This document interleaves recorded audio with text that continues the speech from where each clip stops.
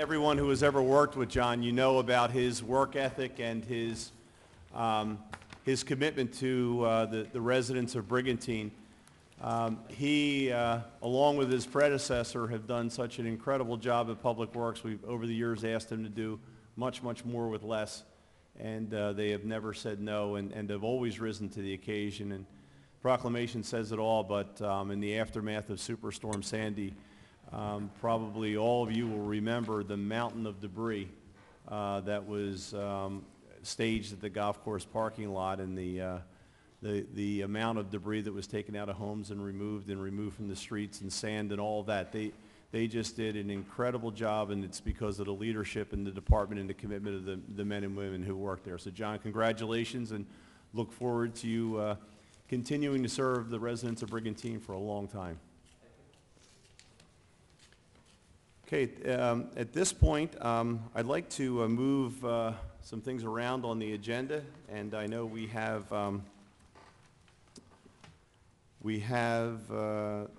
ordinance number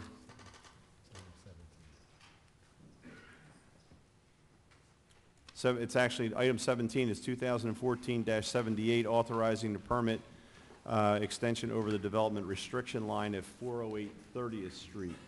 And I know there are a number of professionals here in the audience who are representing the Kellys here this evening, so I'm going to turn it over to Mr. Cerny. Hey, Mayor, members of council, I've been contacted by council for Mr. and Mrs. Kelly in regard to their request for a building permit at the address noted by the mayor. I had discussed it with Mr. Stinson because the issue that arose relates to an encroachment that goes across the development restriction line. It does not touch the land. It is aerial only. It's a cantilever at its widest point, 5 feet. Mr. Stinson and I discussed it, and in discussing it concluded that it would be eligible to be brought to council for council's permission to cross that development restriction line by those 5 feet. I would also point out that Mr. and Mrs. Kelly have processed an application with the New Jersey Department of Environmental Protection and have, as a matter of fact, received a CAFRA permit for this particular structure. This is simply a single-family structure. It is not a major development involving subdivisions or site plans. It is one home. That's what's involved. It's a 5-foot aerial encroachment, and I know Mr. Stinson has taken a look at it, and maybe Ed would like to offer a comment. Just as Fred stated, it is an application for a new single-family home. There's an existing structure to be demolished. The new home is proposed to be constructed entirely within or outside of the development restriction line, so in compliance with the development restriction line. The exception, as Fred stated, is a deck on the 2nd level and 3rd level that is cantilevered out beyond the development restriction line by 4 to 5 feet maximum. And I know the engineer and I believe the applicant's attorney is here, and they can take it further. So if I read the plans right, it's curved, so 5 feet is really the furthest it goes out, right? It's like semicircular or curved. Anyway. Fred, question. And again, as I understand it, the portion of the deck that's cantilevered out is over land which is owned by the Kellys, right? Even though it's on the other side. Even though it crosses the line, the entirety of the land mass is owned by the Kellys. Yes, that's correct. Right. And given the operative definitions, and I understand from reading Mr. Nemat's submission, there may be some lack of clarity internally between the provisions in the land use ordinance. Is it a fair assessment to say that the proposal that's in front of us would not, in fact, even constitute development, such as to run afoul of the development restriction? Well, if we look at the definition of development under the municipal land use law, this would not be development under the municipal land use law, because municipal land use law in defining development requires something much broader than this, either a subdivision, site plan, or something that order of magnitude. Thank you. One more question on that. I remember when I read the document, it said there was some type of conflict between the municipal land ordinance and what the city ordinance says. Should we use this as an opportunity to use it to bring those two into accord? So we won't have a problem in the future? Councilman, if council chooses to go in that direction prospectively, I would suggest that that issue be looked at, and I would also suggest that the actual procedure for bringing forward this type of application be clarified also. When we look at the code in its entirety, there are multiple areas where there is reference to council making decisions on these type of issues. However, it is not as clear in regard to how the procedure should go forward. So I think we could probably do council and the community a benefit by taking a look at this holistically. For tonight, I believe you have enough in front of you to make an appropriate decision, but I'd be glad to work with council on that point. Mr. Cerny, do you believe there's any need for a presentation by the applicant? I think, Mayor, that probably resides with the members of council. Okay. I know the Any applicant's questions for the available. applicant or their attorney? I was going to say, if there are no questions, I'd be prepared to move this, but with the condition that Mr. Niemann must remain for the rest of the meeting. What I do want to do, because in fairness to the public members who are here, we do have a public comment on agenda items. This is an agenda item. So if anyone wants to speak on this agenda item at this time, just this item, if you have any comments on this particular item, please step forward, use the microphone, state your name and address, and please take no longer than 5 minutes to state your case. Okay, seeing no public participation on this particular item, we'll go back to that general agenda items in just a moment. Was that a motion, Rick? Yes. Okay, is there a second? Second? Okay. Any further council discussion? Okay. Seeing none? Someone's calling in a question, just a moment. Yeah, just, there you go. Okay, if we could have roll call, please. Simpson?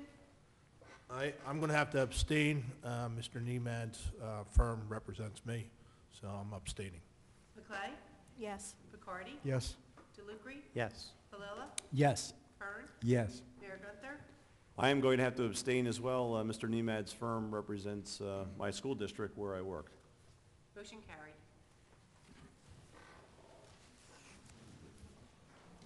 Congratulations, Mr. and Mrs.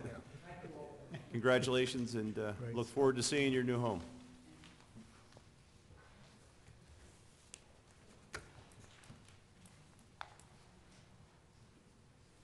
Okay, we're going to move back on the agenda now, and we'll have public comment on agenda items only. If someone would like to speak on any of the items that are listed on the agenda, please step forward, state your name and address for the record. Yes, John.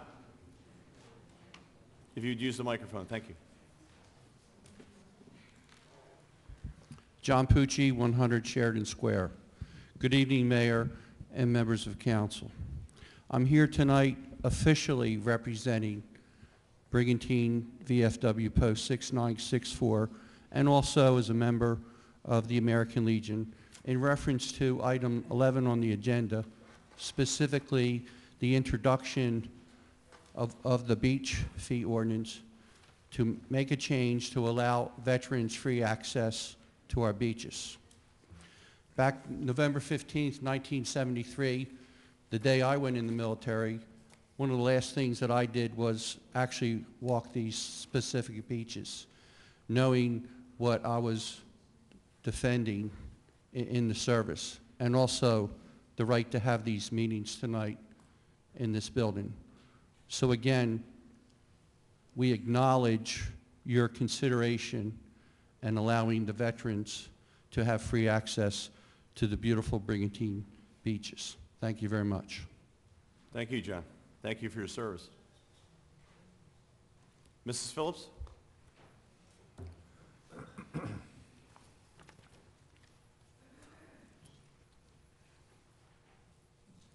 Ann H. Phillips, 308 27th Street.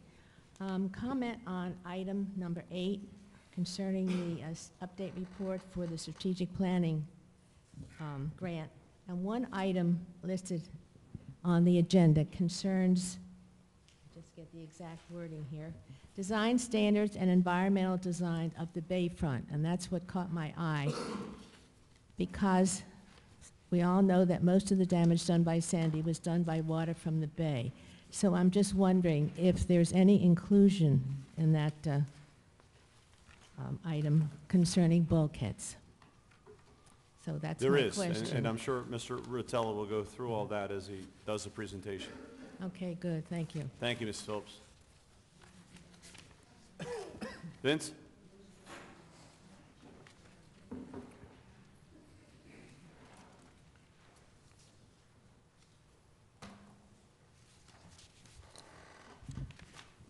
Vince Sarah, 912 Saracen. Just wanted to take a second to talk about Shark Park. For me, it's kind of a very personal issue. I have a 2-year-old daughter. I do like to go down to Shark Park a lot. I'm very glad to see that the city is actually going to hopefully move forward on doing something with Shark Park. I know there's been a lot of discussion in the community, and it kind of seems like and I don't know if this is the city's plan, but it seems like there's a plan to kind of redo Shark Park entirely. I was down there today taking a look at it, and I know that there's repairs that need to be made, but it doesn't seem like the entire infrastructure there needs to be replaced. It kind of seems like you could do some repairs, you could fix some of the slides, add a couple of the swings in there. And I don't know if you're looking to add onto it, you could do that, but I think if you did some resurfacing and redecking, it really could make Shark Park nice again, and I just kind of wanted to add that comment to help out. So thank you very much. Thank you, Vince. Yes, Paul? Vince, if I may say something, in February, we, as a governing body, if you probably remember, you were probably here, we approved a bond to replace the park, and right now, there is discussion going on where we would have the option to do what you said as well. All right. So we're going to look at all those options tonight. And I did have the opportunity to go down to look at the project down in Ventnor on Somerset Avenue on the beach. It's a Yeah, it's Leathers very nice project. down there. It's Yeah. gorgeous. And if Absolutely. we can upgrade ours to that level, that would be better than a replacement. Okay, and I just didn't know financially what the city could afford to do, and No. that's the only reason I was bringing the point up. We- But I'm very happy to Right. see us do something. We Yeah. have appropriated $150,000, and I agree with you and Lisa that, and I'm sure there are other members too, but I actually was part of the project that built the first one in 1999. And there's a lot of investment from the community in that park. And I've had many people contact me and talk about they want to keep that concept. They want to keep the names that were involved in the first building project, and they want enhancements. So all of that, I think, is possible, and I think everybody's on the same page that going forward. I think we can make it work, and I think we can do it maybe in phases too, so we can get it done quickly and open for the summer, and maybe add some other things, going forward. The first step is meeting with Leathers and getting them down here to evaluate the park, and then to give us some ideas of what can be incorporated into it, and then give us the building plan, which they did the last time. They set up the construction project, and it was one of the most amazing things that I've been involved in, to watch an entire community come out and work for several days to build that park from scratch. I mean, they started with nothing. People of all different skill levels, too. I mean, you had some people who could use a sanding block, and yet other people who could use a router and a saber saw or whatever else had to be used to build it. And by the way, I worked on the lighthouse. That was my, Paul? Thank you very much. Phil, what year was that built? Do you remember? 1999. 99. Yeah. Paul Montano, 208 Washington Drive. I did send an email out to everybody in council, just so you can put a face with a name. I do run a business here on the island, NovaCare Physical Therapy. I have 3 children, 8, 6, and 5. Love the park. What I hope to do is just help you guys by organizing the volunteers. I set up the Facebook page, set up an email. I know Ed is working with Leathers. I've been looking in the Leathers as well as the other companies, just trying to do whatever we can from our side as people give me ideas so that it's all presented in one way to Ed as you work on the phases of the project. So please, if anybody's coming to you asking you, what can the volunteers do? I'm happy to help coordinate them, send them towards me. And I'll do what I can do to kind of keep that side organized so that when the time does come, we can move right in. Right. And Paul, that's a great offer and exactly how it worked the first time. You had Margaret Delory and Mindy Bray, who were involved in the project, did, an incredible job putting the volunteers together.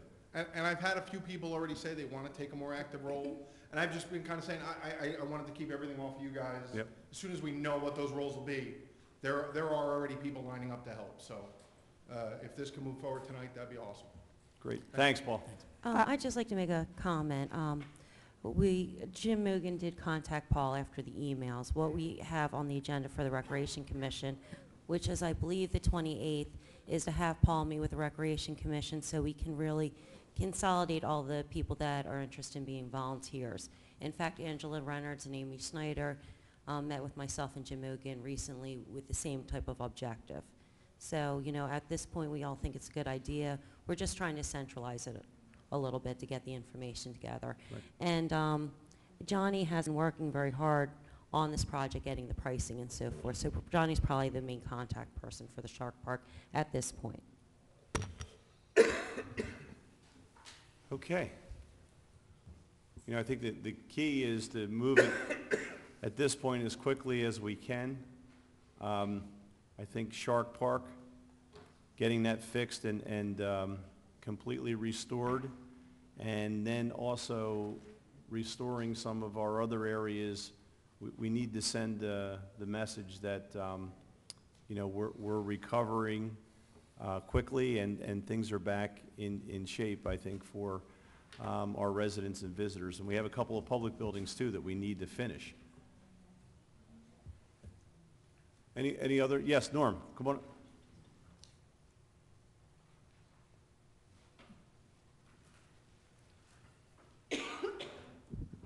Norm Winter, 600 East Beach Avenue, Brigantine. I just want to acknowledge the North School mock team for winning the state championship. This just proves that the Brigantine school system is doing a very good job, no matter what people put in the paper about them being doing a poor job. This is just one reason the Brigantine school system is doing a very excellent job within the state. Thank you. Thank you, Norm.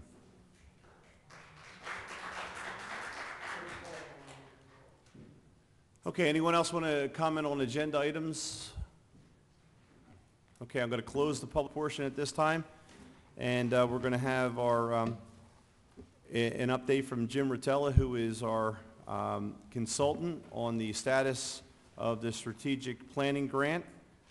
And before he begins, I want to give you the introduction that you deserve, and that is, Jim has been involved in the Sandy recovery process since probably the day after the storm, and is representing a number of municipalities, and we're very fortunate that he's representing ours.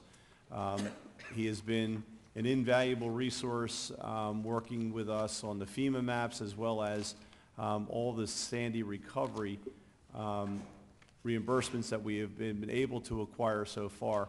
And he's done just an outstanding job, and you won't find anybody more professional than Jim Rotella and what he's been able to do. So Jim, I want to thank you personally, even before you begin. Well, thank you, Mayor. It's been a pleasure serving Brigantine, and I think this is a major step forward that we're completing tonight.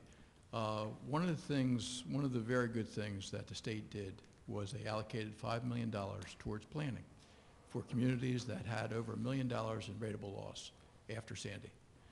Brigantine was one of the first communities to apply for this money, and we were awarded funding. And the first step, it's divided into two phases. The first phase is to develop what we're going to talk about tonight, a strategic recovery planning report. Once you complete this stage, you then qualify for additional funding to do other planning and engineering to really help the community recover. And the state's thoughts on this is that communities that were impacted by Sandy do not have the wherewithal, the financial wherewithal, to fund planning activities, especially at this time. So this program is very efficiently run. The funding occurs very quickly. And so we're going to talk about two things tonight. We're going to talk about the findings of our report, but also phase 2 and how it can benefit Brigantine.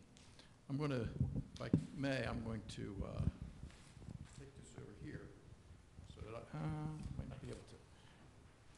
Okay. You got it? I think so. Thank you. Okay.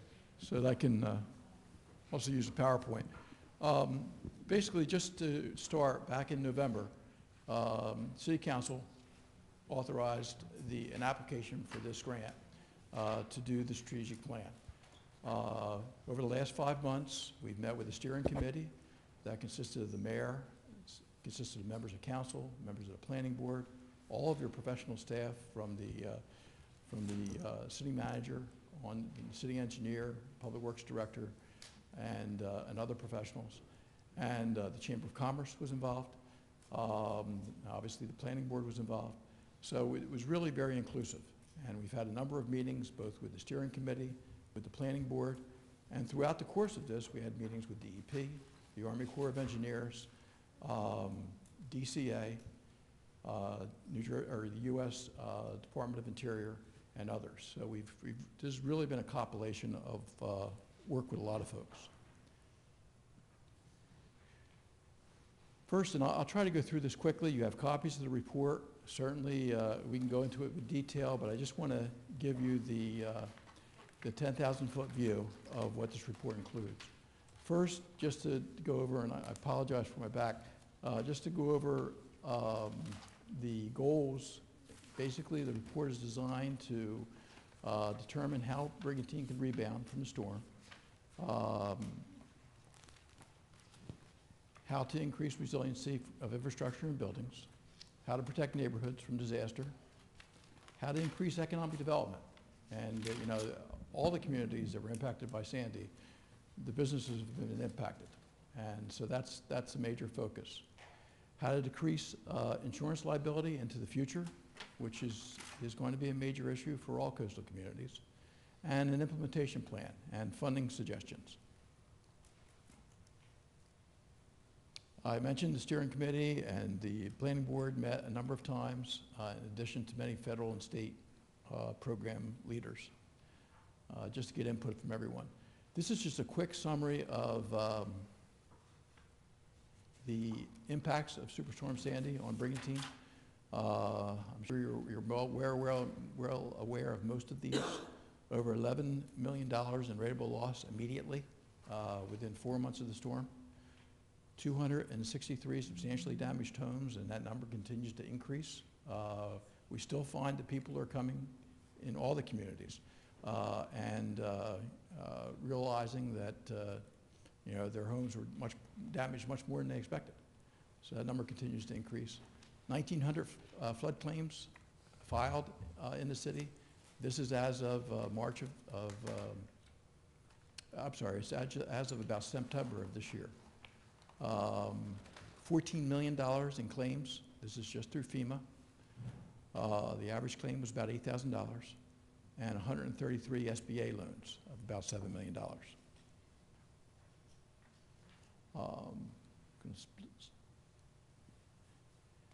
This is a quick summary of some of the grants that the city has received to date.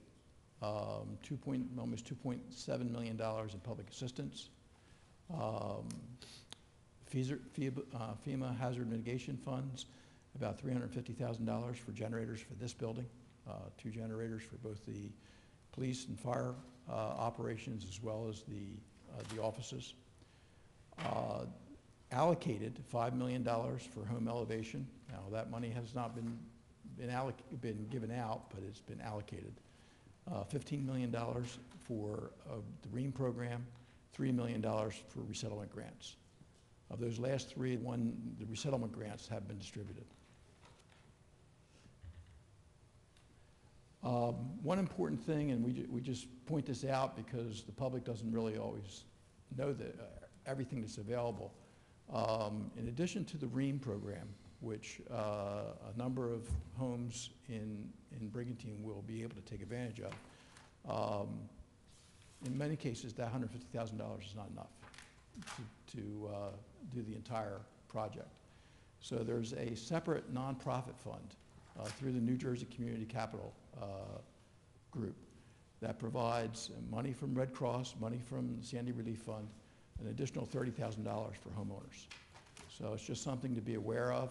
There are income requirements, but that's something that can help some of the homeowners in Brigantine. Just a quick note, I mean, Bridge Strong was part of our steering committee. I work, as Mayor mentioned, I work in a number of communities. No one has an organization like Bridge Strong. And you know, you should be complimented, they should be complimented. That is a huge community effort and you know, shows tremendous benefits, I think, for the community. Going forward, now we're going to look forward. There's a number of things that Brigantine has already done and can do as we go forward. Planning and zoning, we'll talk about some of those things. Stronger infrastructure, we'll talk about those items that the city has already pursued. Open space acquisition is a major state priority. Non-grid power sources. It is the state has just set up a $200 million energy bank just to deal with non-grid power sources, because there's such a concern about communities being powerless for a long period of time. This is the first target is sewer and water systems, but it's also critical facilities and really developing ways that they can have power out off the grid. And so that's a priority. Economic development, we talked about, elevating homes, probably the top priority in the state, and stormwater improvements. This is a list, and one of the commenters during a public comment period mentioned this. This is a list that the steering committee recommended that the city pursue for phase 2 grants. And I'll go through each of these and explain what they're about. This can change, but this is the recommendation at this point. The first is environmental design of the Bayfront area, $50,000. $50,000 is the largest amount that you can get for a grant for environmental design. The thought there is that, obviously, as was mentioned, the Bayfront area was most severely impacted. There's areas that need to be, where there are no bulkheads, where there needs to be design. There's areas, the bulkheads themselves, the height of the bulkheads from an engineering perspective needs to be evaluated and possibly adjusted. If that's adjusted, that affects land use issues. The height of decks, the extension of decks, the elevation of homes, and all those other things. So this is really an engineering planning study to look at all those things along the Bayfront. And you'll see how these all fit together. All this pretty much will come together in the city's master plan and capital improvement plan. The business districts. We're asking for $50,000 to do a development plan for the districts. Not only looking at the facades and the streetscapes and the physical natures of the businesses, but also what can be done from a organizational standpoint, from an economic development standpoint to pump up the business districts. Recreation and public access. There's a number of recommendations that we'll talk about later dealing with recreation, and this would provide funding for a open space and recreation plan. And you might have seen in the paper just this week that future funding for beach protection and bay protection is going to be tied to public access. So this would provide funding for a public access plan as well. Environmental design of Brigantine Boulevard. This is a first step. Brigantine Boulevard is impassable during a storm. It's a county road. We've talked to the county about that issue. They provide us with topography information, and this is a way to start to look at that issue and what can be done to make that road passable in times of storms. Master plan development is kind of the culmination of all this, and we're asking for $50,000 for that purpose. The zoning ordinance, it's the outcome of the master plan. Obviously, if you make recommendations and changes in zoning or anything, it needs to be placed in the zoning ordinance and your land use guidelines, so that would fund that. Capital improvement planning, again, this is all done. You're going to realize, and I think we already realize, there's more capital needs than funding. It needs to be phased over time. You need to look at other funding sources, but you need to develop costs and kind of a long-term plan for capital needs. This would fund that. And the last thing is a capital improvement plan for regionalization and shared services. Looking forward, given the impacts of Sandy, communities need to look at other options, ways to reduce operating costs because of the capital needs. This would fund those types of individual areas that you would want to provide, that you would want to recommend be looked into. So this is just a menu.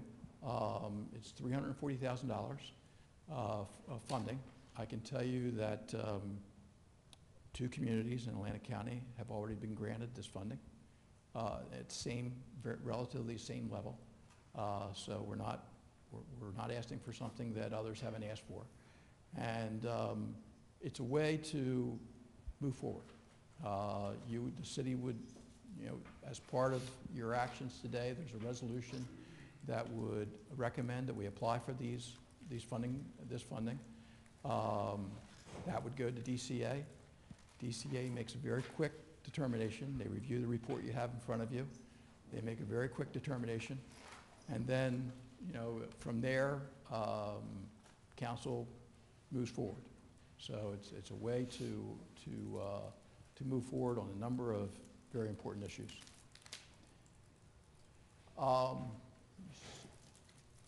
In addition to those areas, there's a couple other efforts that we've outlined in the plan.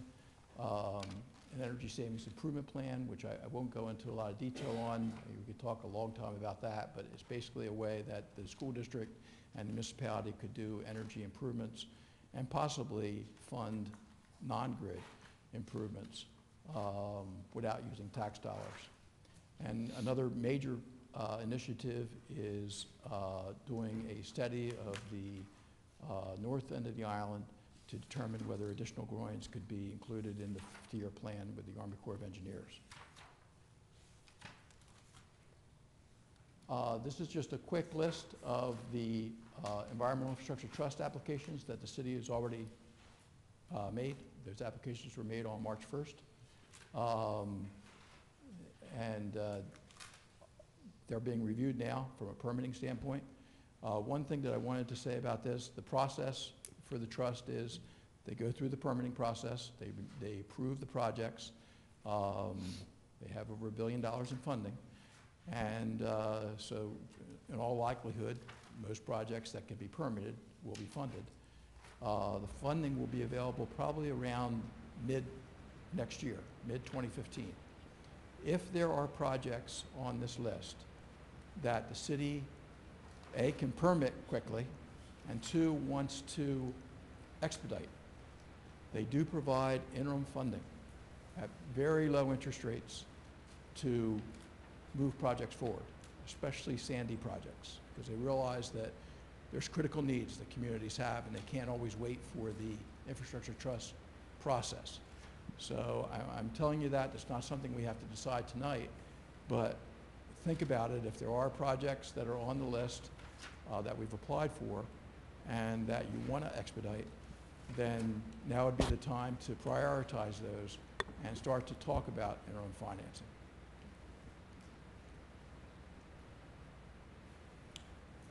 This just talks about what I just talked about, the schedule for the trust. Army Corps. One of the neat things that came out of the process was that the Army Corps of Engineers who does our beaches, said, and they have lots of engineers, we can do other things besides beaches. So we had many projects that were on our list, but we had no funding sources. So we wrote a letter, and the mayor signed it. We sent it to the Army Corps, and we said, we have 5 projects. It has to be less than $10 million. This is about $7 million. And the next week, they decided that they wanted to look at these projects. They came down with a van of engineers and economists and surveyors and GIS people. They looked at all the projects. They've gone back, and now they're evaluating whether they're in the federal interest and whether the cost benefit is appropriate, which in Brigantine, because of the number of people that live here, the cost benefit hopefully will work. If they select these projects, which we should know in the next month or so, the next step would be engineering. They provide $100,000 per project for engineering, and then they need to find a local sponsor for the other, if there's additional cost. And then if they go to construction, it's just like a beach project. They provide 65% funding for construction, and then 35% is a local sponsor. Local sponsor on your beach projects are the state of New Jersey.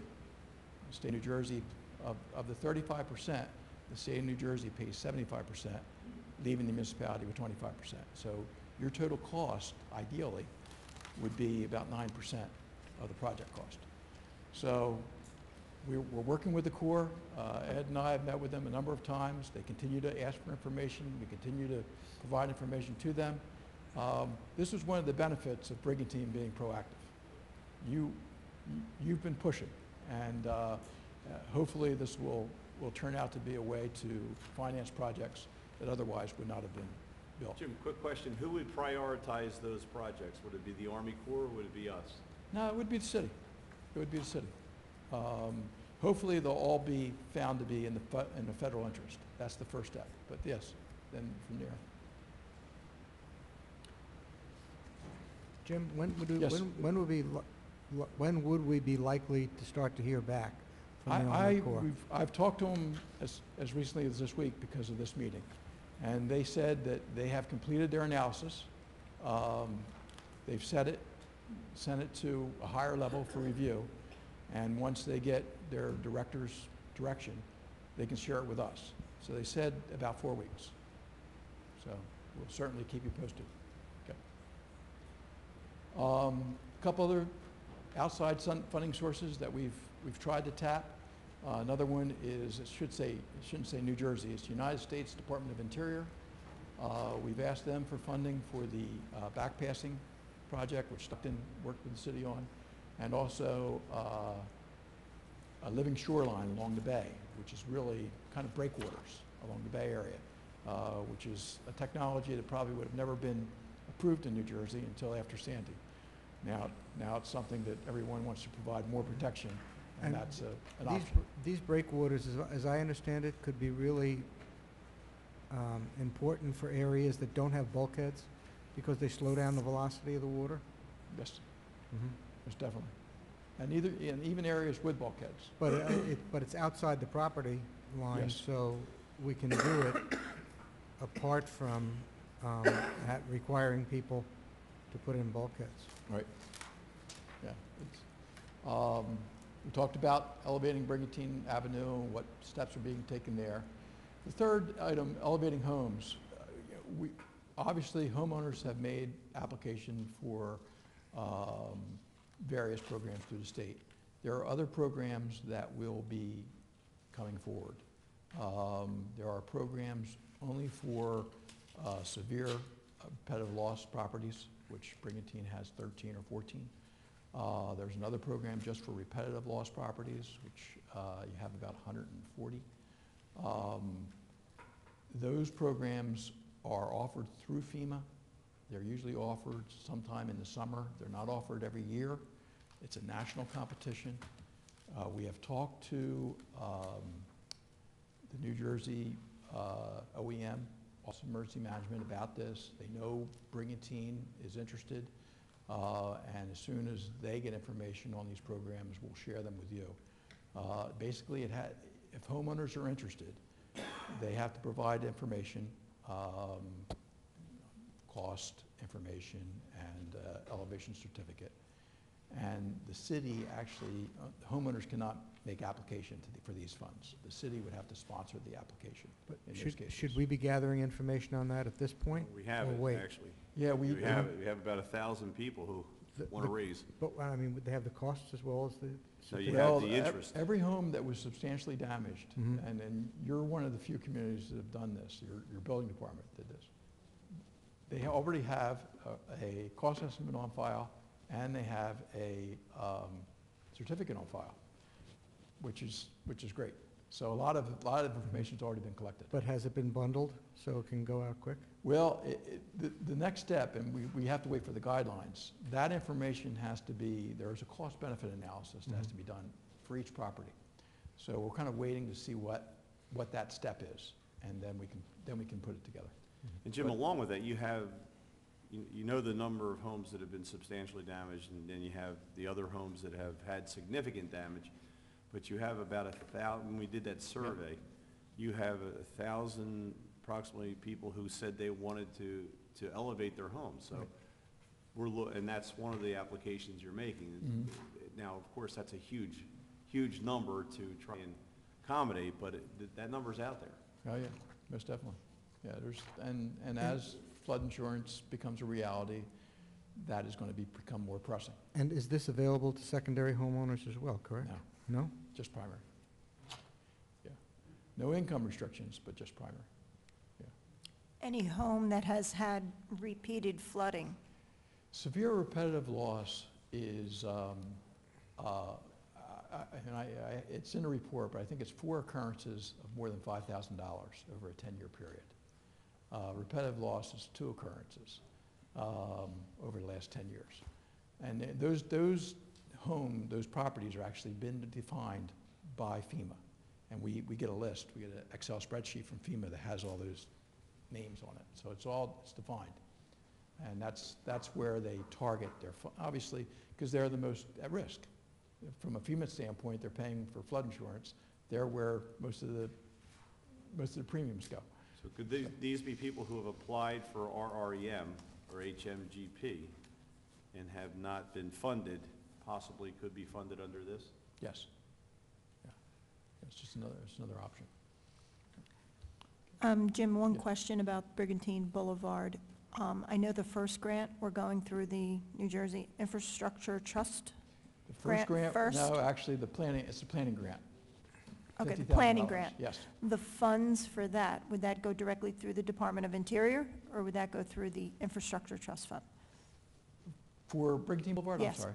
For Brigantine Boulevard, what we're asking for is $50,000 to really do a scoping study, to do the engineering, surveying, and planning needed to determine whether the road can be elevated, what the impacts are on surrounding land uses, just to really get a handle on what it would cost to move that project forward and to build a consensus around it. So that's kind of the first step. And even before, we really have serious discussions with the county or with the state for funding for that, you need to take that step. So that's the first step. Will that be coupled with grants that the county is applying for the same? We have talked to the county about that. They haven't pursued these funds yet, but hopefully they will. Yeah.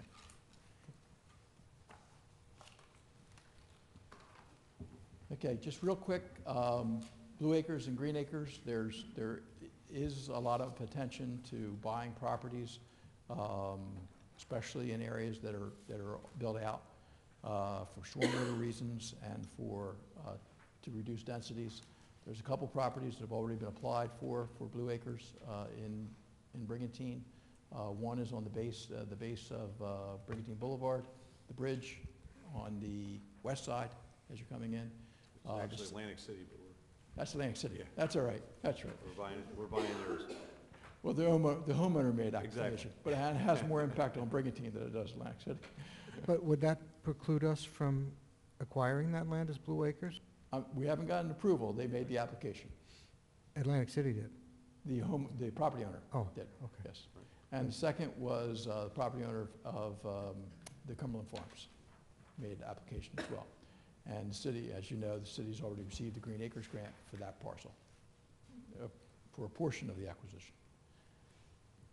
Two others that we identify in the report is the Jersey State Marina site and the boat launch site on Harbor Beach Boulevard. Funding, I mean, the list is long and it keeps changing, but these are the different funding sources that are available. Most of these we are dealing with and continue to pursue. And that's it. Any questions? You know, I want to thank the committee members as well for the time they spent and the work that they've done. And Jim, you put together a list that really reflects, I think, a lot of the things that people in the community have said to us over many, many years, especially when you look at the groins, the extension of the groins on the north end of the island, which is a huge departure in thinking for DEP and everyone else to at least start talking about groins again. I had a conversation with Mayor Rogie, who was the mayor at the time they put the groins in, and the plan was to continue.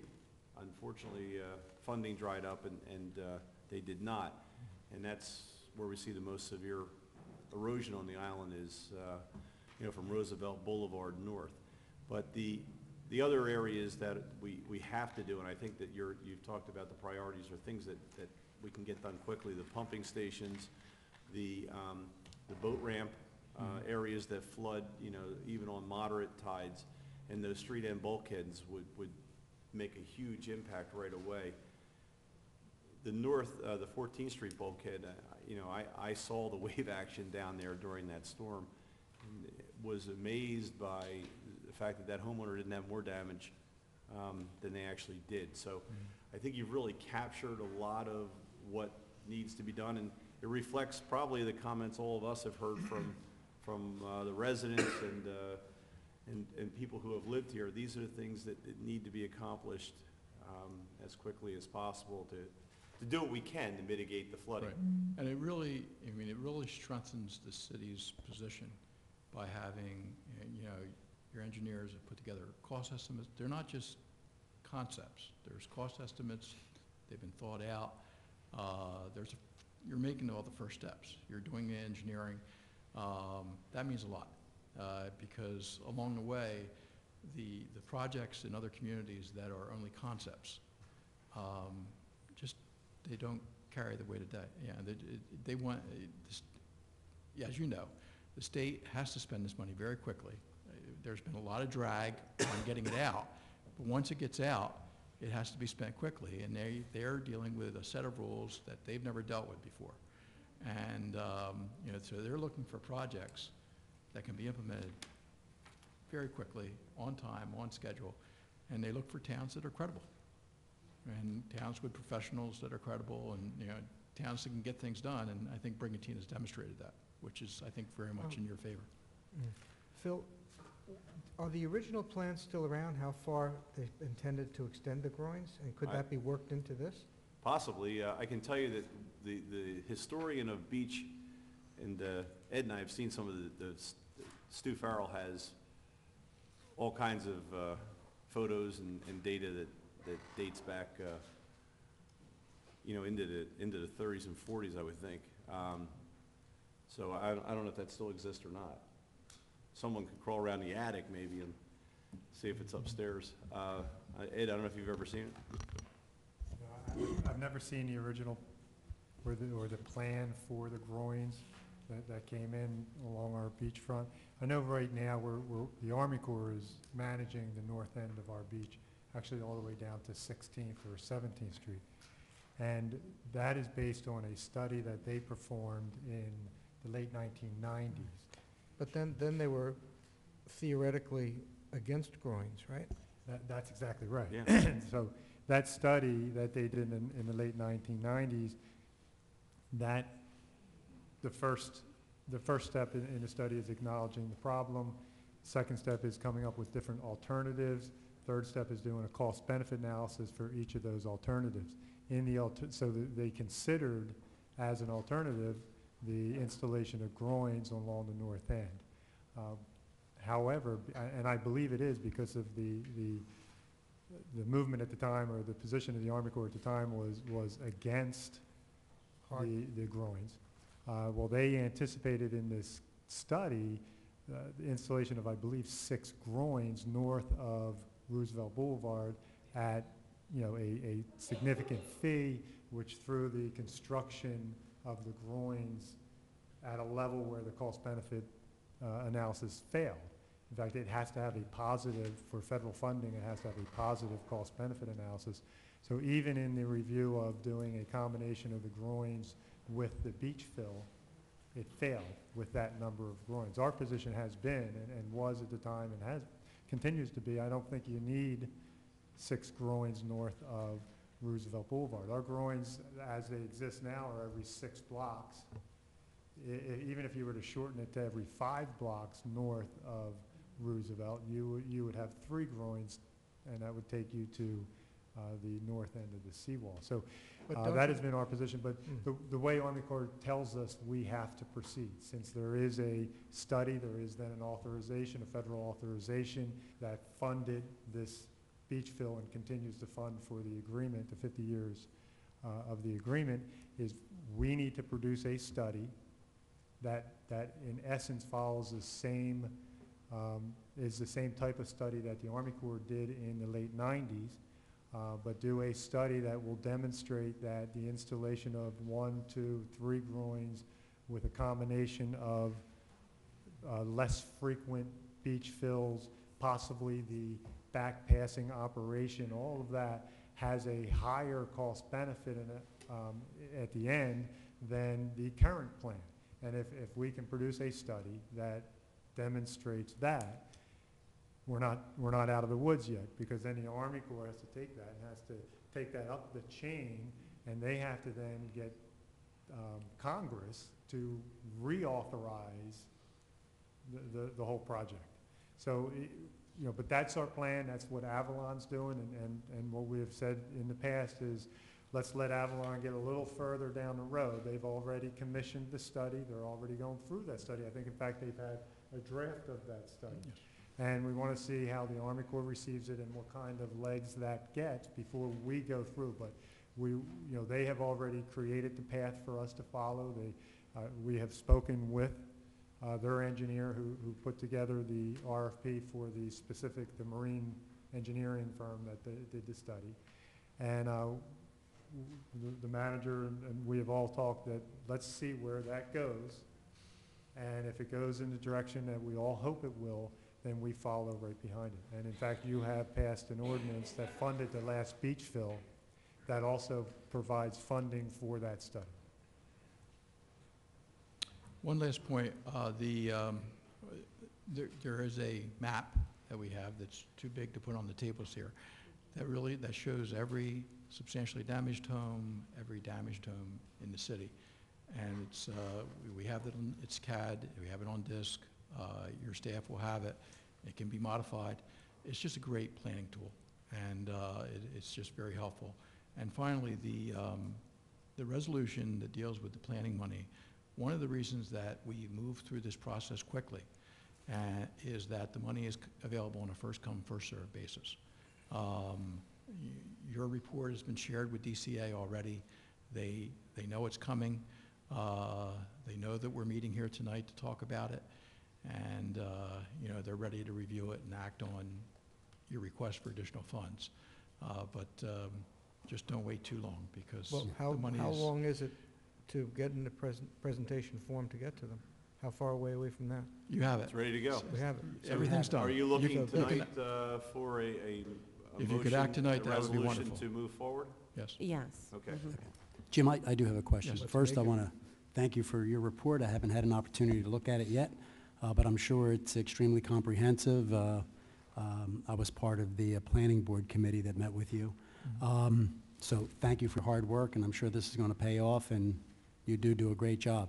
But while we have you here tonight, can you update us on any of the NJEIT projects that we have? I assume that all of the engineering reports came in on time, because I saw the engineers working in the evenings with their headlights on. So I'm assuming that all of the engineering reports were submitted on time. Yes. And if you could just, since you're here, give us any sort of an update on the definitely. NJEIT project.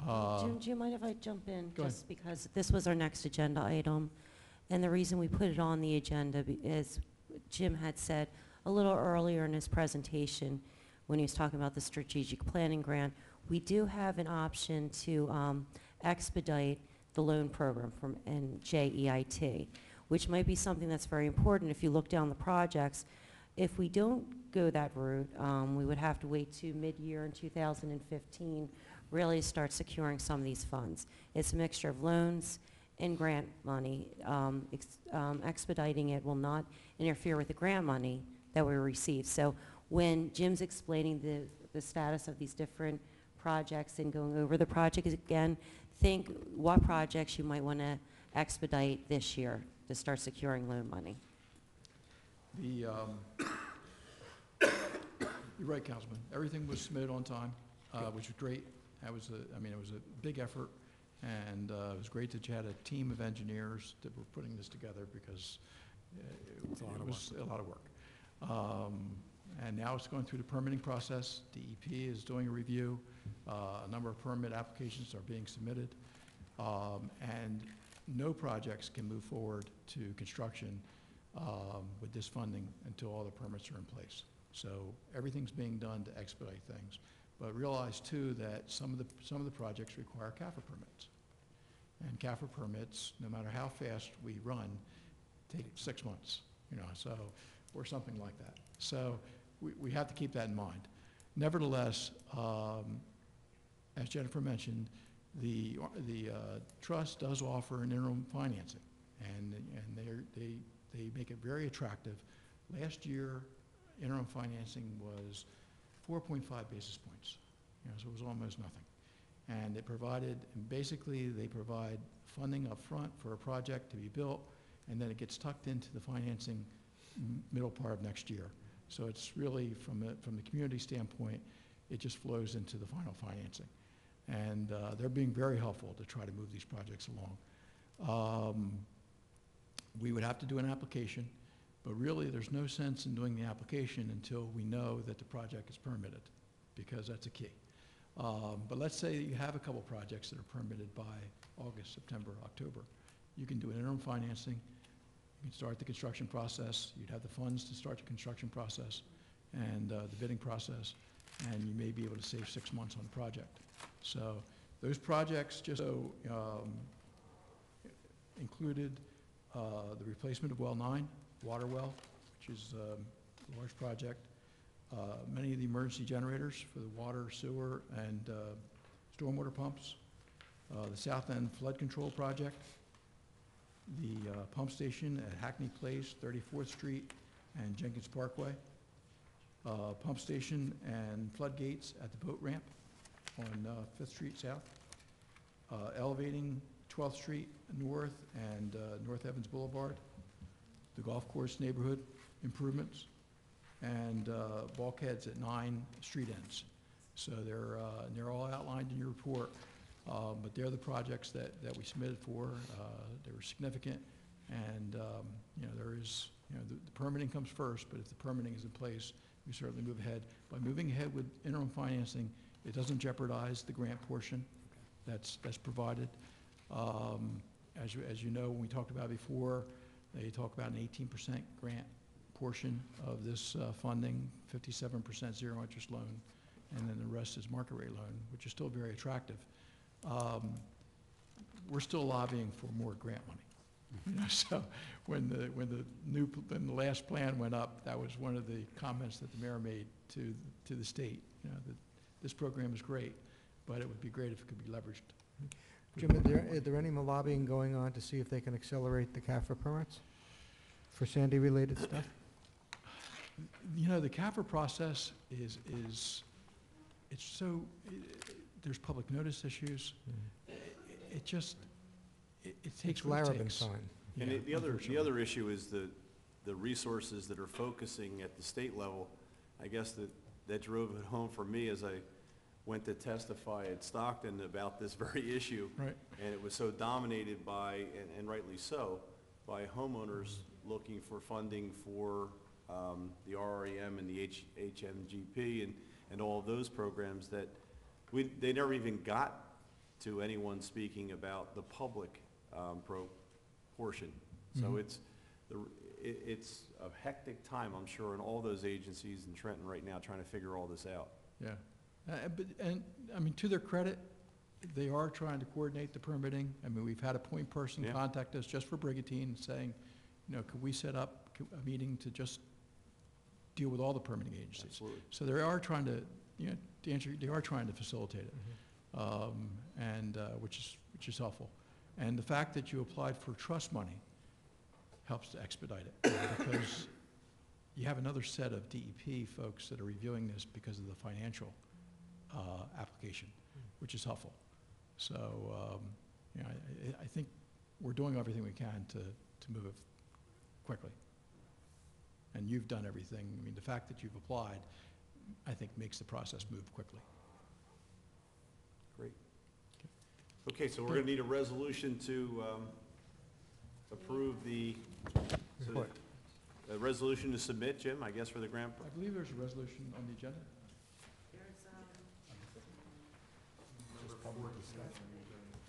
Yes, number 14. I've got it. Right. 14.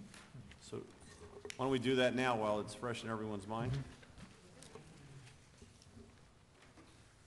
So we do 14, which is Resolution 2014-75, supporting the Strategic Recovery Planning Report and authorizing the administration to submit applications for post-Sandy planning assistance grant. Do we have a motion and a second, please? So moved. Second. Any further discussion? Okay, can we have a roll call, please? Simpson? Yes. McLean? Yes. McCarty? Yes. DeLucre? Yes. Palula? Yes. Kern? Yes. Mayor Gunther? Yes. Motion carried. Okay. Jim, are you also, are you filing the Safe Schools that grant as well? TNG. I am, yes. All right, so why don't we do that one now while you're here, Okay. so we don't tie you up for the entire evening. So this is a grant program that we've used before, but you may want to describe, this is kind of a partnership for K-8. It is. It's a partnership with the school district. We met with the school district last week to go over their needs, and the police department participated, as well as your staff. And I guess 2 years ago, the city was successful in getting a grant for sidewalks and curbing, and this would include that, an extension of that, additional sidewalks to serve communities that walk to the schools, and also some traffic calming measures as well, speed limit detectors and things like that.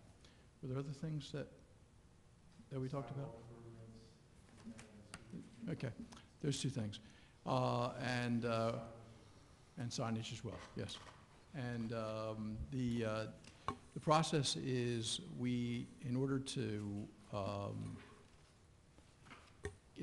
they're always a competition for grant funds. We get additional credit if we do a school travel plan, which basically shows all the good things that Brigantine has done to provide for pedestrian and bikes and for children to get to school. And you've done a lot. And the school district documented a lot of information for us already. We just completed a bike and pedestrian plan, which gives us extra credit. You're a complete streets community, which gets you extra credit. So you've done everything you could do to score well with this application. So we're documenting all that. And we just got word that the applications are due now at the end of June, so it'll give us time to prepare a good application. So that's that. That would be that application. Jim, what's the amount? It would probably be something less than $200,000, which is traditionally what Safe Routes to School, there's no match, Okay, but that's traditionally what it is. great. Okay, any other comments from council, questions? Okay, could I have a motion and a second then for Resolution 2014-76? Make the motion. Second. Can we have roll call, please? Simpson. Yes. McClay. Yes. Cardy. Yes. DeLucre. Yes. Palula. Yes. Kern. Yes. Mayor Gunther. Yes. Motion carried. Okay. And Jim, is Jim- that it Jim, for are you you for the also- evening? Sorry? Are you also involved in this cooperative marketing grant? I am. He is. Want to do that? Yeah. You're going to get the Banana Award tonight. We'll get them all done at once. Okay. Jim, you want to describe that a little bit? Actually, Jennifer can describe this one. You, This is a grant that we actually applied to first in 2012, and we weren't awarded. We looked for it last year. You know, I didn't see it posted for submission, but it showed up again this year. It's a grant through the tourism, the state tourism, and it's for $20,000 to hire a marketing consultant to do a marketing consulting plan for Brigantine. There's a 25% cash match. That is done through partnership in 2012. That partnership was the chamber. We still need to get approval from the chamber for them to fund the 25%. But that's where we are at this point. We have a letter of intent in with the state at this point, and we have the grant drafted from 2012, which I submitted over to Mr. Rotella to look at, contact the state, see what they like in our last application, and change things where it's needed to be more competitive. This is different than Main Street, New Jersey? Yeah, Main Street, New Jersey is actually, it's a separate program, and that's not a grant. It's actually something that, you know, we're trying to become an affiliate member of.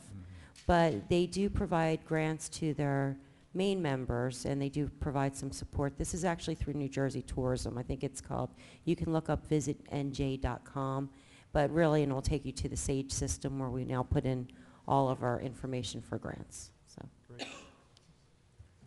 Okay, very good. We have a motion and second, please? So moved. Second. Any further discussion? When is this application due? this is due the 15th Of, of May. May, yes. Okay, can we have roll call, please? Simpson. Yes. McClay. yes. McCarty. Yes. DeLucre. Yes. Palula. Yes. Kern. Yes. Mayor Gunther. Yes. Motion carried. Okay, thank you very much. Thanks Thank again, you. Jim. Appreciate all your work. Okay.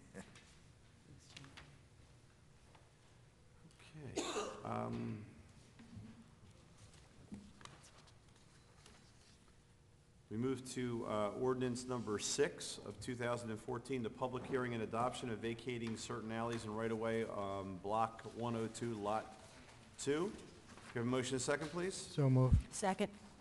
Okay, at this time, I'm going to open the meeting for public hearing on ordinance number 6. If anyone would like to speak on that ordinance, please step forward, state your name and address, and use the microphone. Okay, seeing no public participation at this time. Any discussion by council? Okay, seeing none, could we have roll call, please? Sorry, did somebody move? Did we have a motion to move? I didn't hear that. I thought we did. I seconded. Oh, okay. it was Frank and Lisa. Sorry, I missed that part. Simpson. Yes. McClay. Yes. McCarty. Yes. DeLucre. Yes. Palula. Yes. Kern.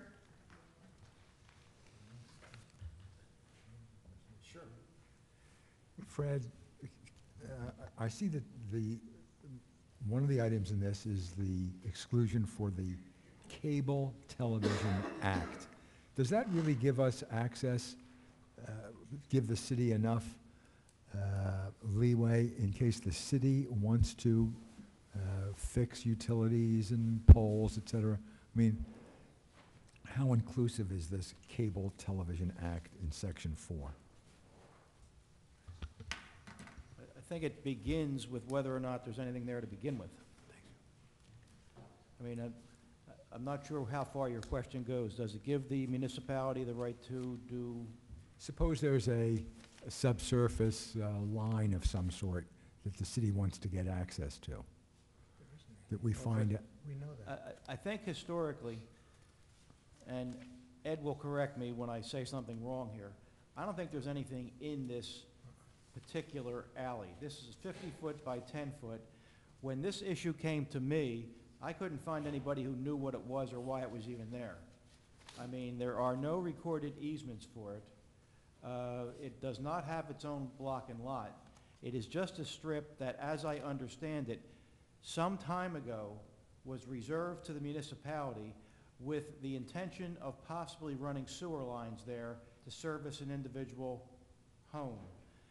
From that time until now, Ed, if I'm correct, the actual lines are now out in the public street, in the public right-of-way, so there's nothing in this strip at all right now. Am I right, Ed? Is that where we are?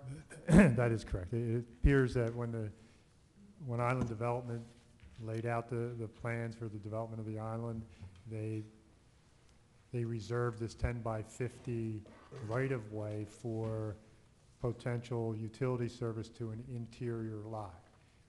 However, the development of the island, there's sewer on the streets, and now there's sewer on Beach Avenue as well in the front, so the interior lot has access to the utilities via Beach Avenue and does not need this 10 by 50 right-of-way to get to 13th Street. So I checked with Public Works, and there are no city utilities, municipal utilities that we're aware of in that street. All the homes have identified water and sewer services, so we don't expect anything to be there, and clearly there's nothing visible that is there. So we think it was reserved in case. However, by the development pattern with the utilities, it was not necessary, and we feel it's not necessary now. If something is there, and it's discovered 10 or 15 years down the road, is the city at risk in any of this? We've had this come up in other areas. Well, the only thing this is reserving, it's reserving all public utilities. I mean, theoretically, there would be rights that would continue to flow to the city and those public utilities. I mean, I cannot predict for you what happens 15 years down the road. If somebody has a problem, it's a great sport to sue municipalities. That's just the unfortunate reality of the business that we are collectively in. So I can't tell you what's going to happen 15 years down the road. This at least gives you facially, it gives you the protection. How does it work out 15 years from now? I don't know. My sense is, if I understand from the individual who owns this, there may very well be a structure on this at some time in the future. The issue there goes to that person's title company and how satisfied they are with this. And I've had that conversation, that we're not guaranteeing anything. We are vacating what we can vacate, but we do not guarantee long-term usability. I vote yes. You voted yes? Yes, he did. Okay. Mayor Gunther? Yes. Motion carried. Okay, we'll move to ordinance number 11 of 2014, introduction amending the code as it relates to beach fees. And this would provide for free beach fees for all veterans of the Armed Forces of the United States of America. So moved. Second. Any discussion? Does this include everybody active, no matter what, any armed forces, Coast No, Guard? it's not active military, it's veterans. It's veterans. I believe, I brought it up before about this. I believe we should put active service members in there too. Okay, do you want to table this and add active service Well, members in? No. Can we, this is an introduction, right? Let's do this. This has not been moved, has it? No one moved this, okay? Prior to moving it, if someone would like to make a motion to amend what is in front of you, if that motion is made, you would then be in order to take a vote on the motion to amend. You would then have the opportunity to introduce it as amended. You don't have to wait if you want to do that. Okay. I'd like to make a motion to amend it to all active service members of the United States of America. And veterans. And veterans. I'll second that. Okay. So we need a motion and a second on the amended. Amendment. On the amendment, Mayor, a roll call would be in order. If there's no further discussion, a roll call would be in order on the amendment. Okay, can we have a roll call on the amendment? Simpson, Yes. McLeod. Yes. McCarty. Yes. DeLucre. Yes. Palillo. Yes. Kern. Yes. Mayor Gunther. Yes. Motion carried. The amendment having carried, Mayor, a motion would be in order on for first reading on the ordinance as amended. So moved. Thank you. Second. Okay, any discussion? Jennifer, with the beach badges, are they already ordered for the season? Yes, they get ordered actually late, like the prior year. Are there So- going to be different shapes, sizes for the different types of beach tags? I don't Or are they remember how they all ordered them. standard, the same? I don't know how they ordered them this year. I know there was some discussion having a separate shape, but I can't tell you honestly if that was how they were ordered. I'll look into it. I'll email It you. probably was before any of this was even discussed, right? So, Yeah, the beach tags end up getting ordered October, November the year prior. So, the beach tags weren't just ordered now. They take a while. We put a design, and actually, John's wife, Lori Doring, who works for Recreation, did a beautiful design for this year, so I'm excited about that. great. But moving forward, should we have separate designations on the badges? Is that a good Find out what we idea? have Is that a now. good idea or not? I don't think, let me find out what we have now. I don't think right now we need to make that decision because they're ordered for 2014. No, I'm talking You can- about you just can make a subsequent lot, years, you know, subsequent years. just for the, Is that for a the good idea or veterans. not, to have separate, separate badges for different categories? Why don't we, Yeah, well, we can't make the decision tonight, but Right. why don't we ask the veterans organizations whether they would like some kind of special badge that, Well, let me do this. Let me find out what we ordered because we discussed it last year.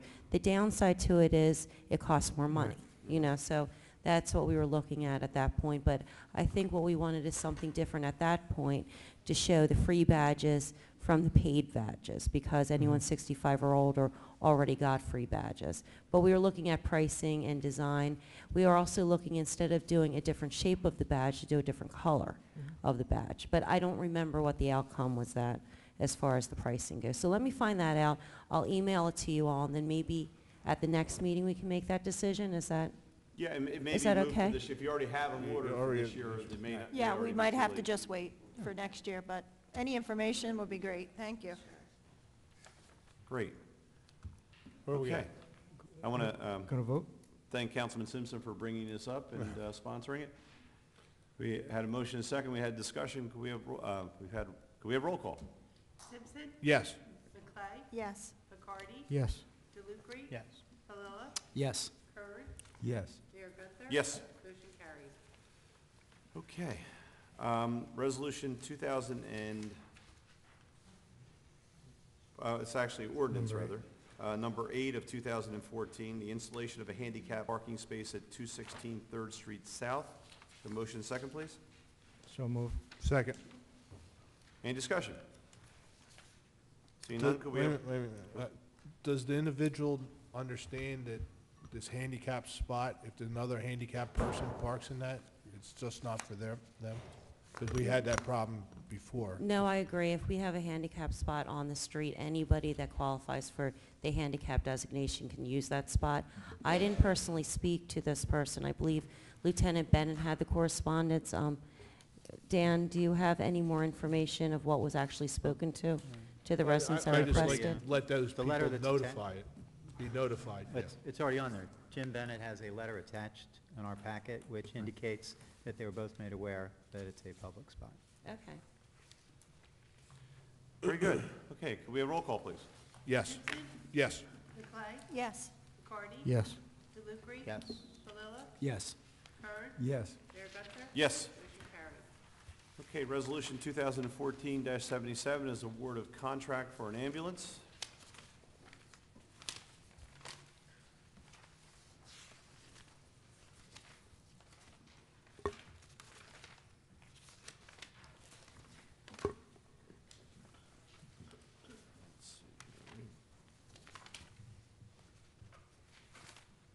Here we go. Okay, whereas City Council, City of Brigantine authorized preparation, specification, advertisement of public bids for one ambulance, and went through the entire purchasing process, and the bids were received on the 19th day of March. Therefore, be it awarded to the lowest responsive bidder, Bayhead Investment, Inc., based on their low bid of $166,932.20. We have a motion second, please. So moved. Second. Okay. Any discussion? Yes. Mr. Howard, is this consistent with the ones that we have already? I'm sorry, Mayor, what was that? Is this the similar ambulance to the ones that we presently have? Yes, sir, it's a Horton. It's the newest of the three ambulances that was spec'd after that one. As with the upgrades, the fire department wanted to include some, get the rest of the fleet up to speed where it's supposed to be at. Great. Dan, I have a question. Was this firm the only bidder? I don't see any other bids. Yes, sir, it was the only bidder. Any reason? I have no idea, sir. It was put out, it was advertised. I really couldn't tell you. Okay, just surprising. Dan, what are we gonna do with the old ambulance? Can we refurbish it and use it for a spare? John and I were talking, what's the advantage of keeping it and repurposing it? The thought was at the end, there's $5,000 trade-in value. It was actually $171. We took the $5,000 off, and that will also allow us to get some, an AED and other equipment that we otherwise would have had to get funding from someplace else for. So that's what we take the trade-in value for it. Okay. Okay, any further discussion? Okay, see none, could we have roll call, please? Simpson. Yes. McLeod. Yes. McCarty. Yes. Lucre. Yes. Palula. Yes. Kern. Yes. Mayor Gunther. Yes. Motion carried. Okay, we move now to the manager-council discussion. The first item we actually started to discuss already, and that is the Shark Park renovation, restoration, extension. All of those options are on the table. You know, I think we had some preliminary discussion about that, and Paul and Vince from the public have mentioned some things that they're willing to do to support this, as well as what some of the public is looking for. I also have spent some time down there looking at it again, and you know, a couple of times, and I've seen some of the information that has been posted on local websites. People have a lot of good suggestions. Also, talking to people who use the park. My own feeling is I think we can keep the infrastructure that's there and to greatly improve on it, and hopefully do this in a fast manner so that we can get things up and running before summer, and hopefully enhance what is there, but also add some other things that perhaps have changed significantly since 1999 that are options for playgrounds at this point. And you know, we have, I think, the financing in place. We have a great core of volunteers already, and they're the two ingredients that you need to make this thing happen. I think we should use the funds, or part of the funds that we've appropriated. I don't think we'll have to spend $150,000 to do this. And I think we should use the labor that has already been offered by the volunteers through Leathers to make this happen. I think the community, as I've already stated, likes what is there in concept, and certainly the equity, the sweat equity, and a lot of good people who volunteered a lot of money initially to put this thing in place. Needs a major sprucing up in that area, but also a lot of things added to it. And you know, one of the things early on that we looked at when the park was built was the pressure-treated lumber. We need to look at ways to minimize the amount of that is in that area. And I think the composites have actually gotten a lot better since 1999. And there may be some things that could be done with the composites that weren't available back then. And I think the first step is getting Leathers down here as quickly as possible. And I appreciate the Recreation Commission and all of that, but I think that we need to move this thing forward. You know, we don't want to get bogged down in the process. Obviously, we want the commission involved, but there's a good group right now that is interested in volunteering and getting this thing moving, so I think we ought to take advantage of that. Yeah, I'd just like to say at the onset, though, that I hope that we can avoid getting bogged down in this, in not letting nostalgia get in the way of providing a park that's a lot safer, that protects against serious injury, and that's going to last a long time without having a lot of upkeep to it. Because one of the things is not just the pressure-treated wood that's the issue, but it's also splintering, which for children is a major, can be a major traumatic event and have really serious consequences, you know, to neurological damage, vascular, muscular, everything. So I think we need to, you know, look at the state of the art now and project that onto the park and not be bogged down by, well, this is the way it was, I loved it, I want to keep it this way, because that's, I think, a danger, especially when you're dealing with pediatrics. You need to move forward and have it based on science. The Academy of Pediatrics has a good guideline for playground surfaces, materials, angles for slides, all of that are based on trauma statistics. And I would hope that Leathers, I mean, they're one of the leaders in the industry.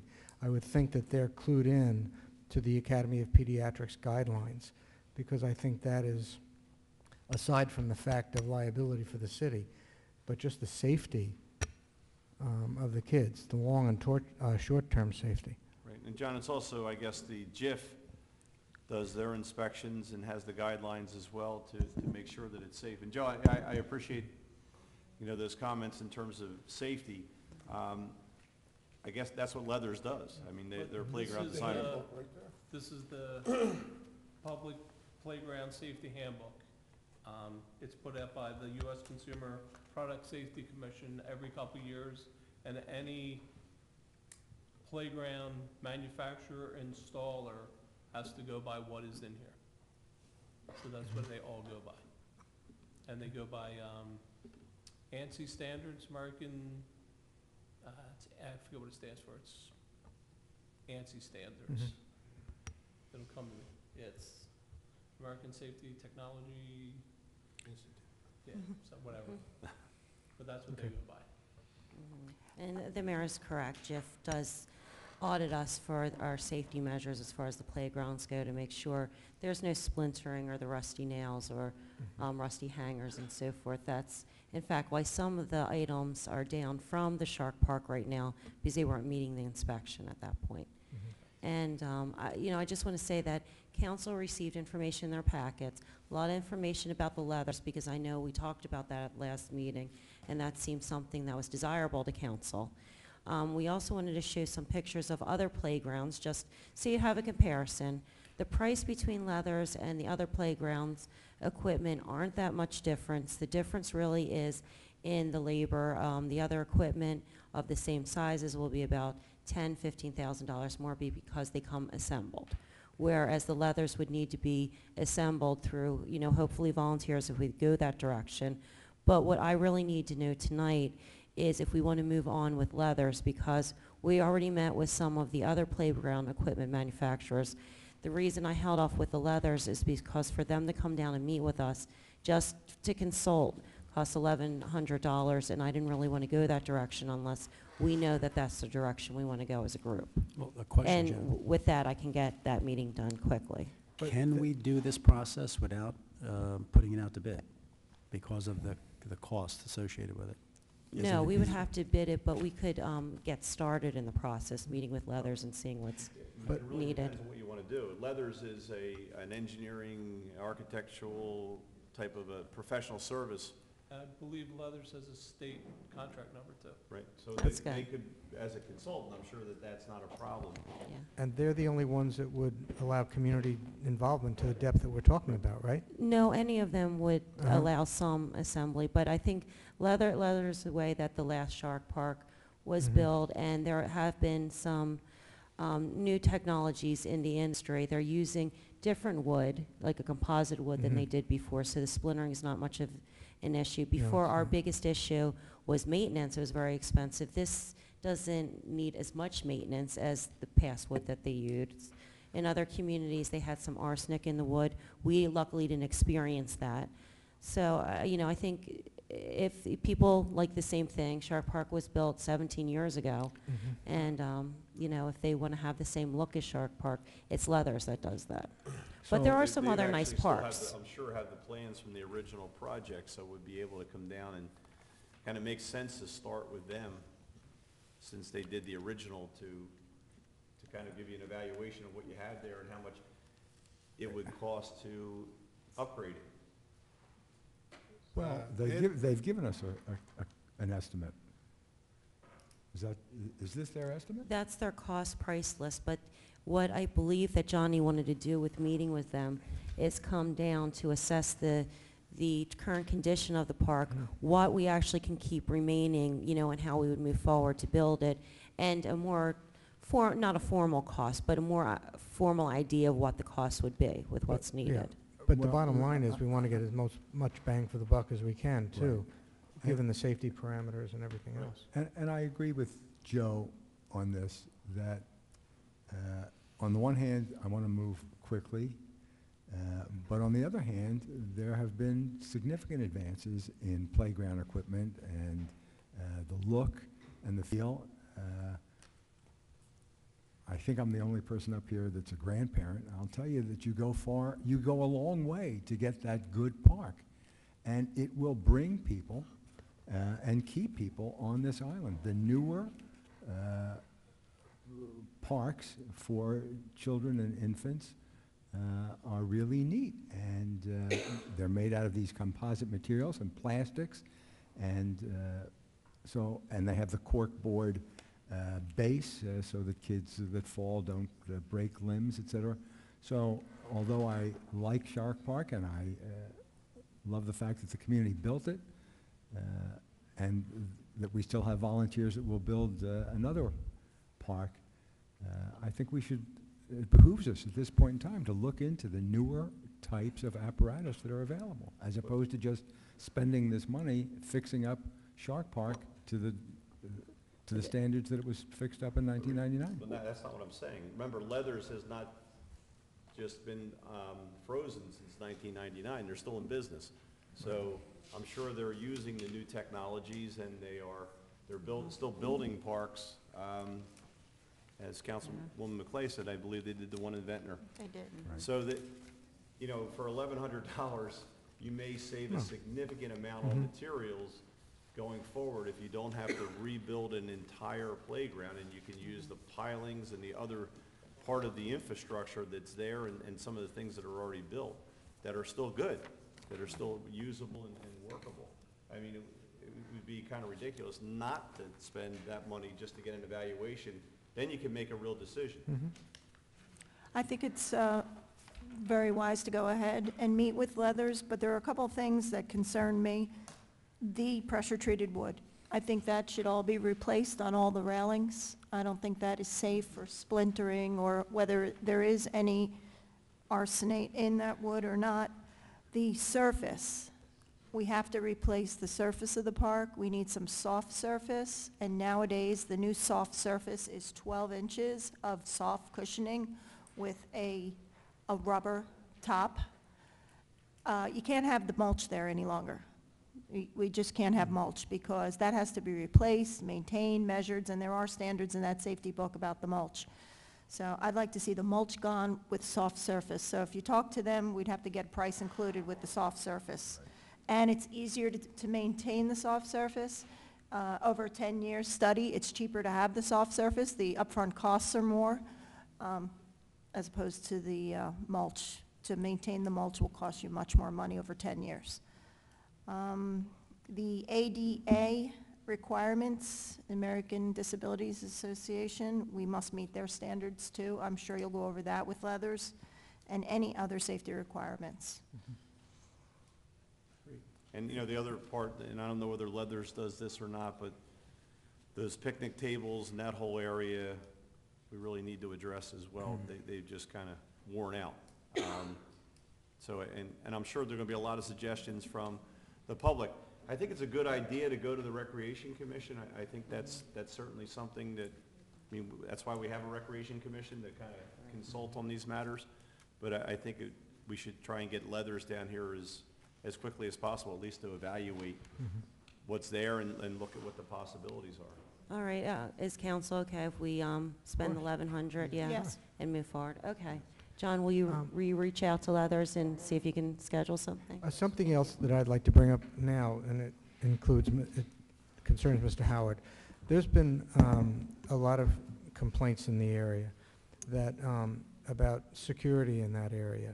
There's a basketball court adjacent to it, and young adults and, you know, hang out there a lot, and they've made life a little uncomfortable for some of the people using the park. And apparently in the evening, there's been some vandalism off hours at the park, and it's affected the use of the park as well. So if, just a heads up, that could start to be a concern. Look at what, you know, we can do in a way of dealing with that up front. Yes, sir. Thank you. Great. Do you need you need a resolution? You're okay with that? All right, No, good. I'm okay with that. One other, just bring up a couple of things. Had a request, and this kind of falls in the same area. The museum roof is still blown off in the back. And obviously their collections and everything are at risk if that continues to be a problem. Is there a time frame for replacing the shingles on that roof? Or? I know It looks John, like it's only about 6 or 7 square shingles back there. yeah, Johnny's been working on that. Our main issue was the funding initially. I know he was working with PEG, and I believe he secured some funding from some allocation we had with the library, but some of that work, as you know, was done by volunteers after the storm. So I'll pass it off to Johnny. What was the final verdict with the funding? I'm waiting on another quote. It was a little over 20,000. The whole roof. Are you going to do the whole roof? It needs to be done. Okay. There's the original structure, a flat roof, and then the new structure. The new structure is almost 15, 18 years old already, and we were told it needed a whole total replacement. So that's the route we're going. Okay. What's the time frame, do you believe? I'm waiting for the other quote to come in. Once you have the quotes, what's the process after that? Is that something that, again, needs to be bid out, I would We'll have assume? to talk to the QPA. QPA? I believe it's under the bid threshold, and as long as I get the 3 prices, I believe we'll be fine. Great. John, how did you advertise that for bid? I did not advertise it for bid. I just asked local roofers. It's under the bid. So No, yes, I'm just good work. curious as to how the process was worked. You just asked local? Yes. Okay. And the other thing, this is very popular on the island. I've had several requests for another shredding event. So I don't know if the Clean Communities or... Yeah, we have one scheduled. Is it going to be on the 28th, John? That was the 21st. It's going to be the week before the farmer's No, market? it's, Charlie Miller said it's the 28th. The 28th of Yeah, May? yeah, the first day of the farmer's market. June. June. The first day of the farmer's market, we're going to arrange for the shredding truck to be on the 14th Street side of the library. Great. In that parking lot, and John and I and the green team discussed moving some of the vehicles so that there's enough room for people to pull in and out for the shredding on June 28th. Great. 'Cause, people love shredding events. Yep. They come up by the truckload. I So all those credit card offers you're getting, you can get rid of them June 28th. I think you wanted to mention the Marine Mammal Stranding Center. Yes. Oh, yes. Yeah, I would just like to make an announcement or to remind the public that On Saturday, May the 3rd, the Marine Mammals Training Center is doing its second annual 5K.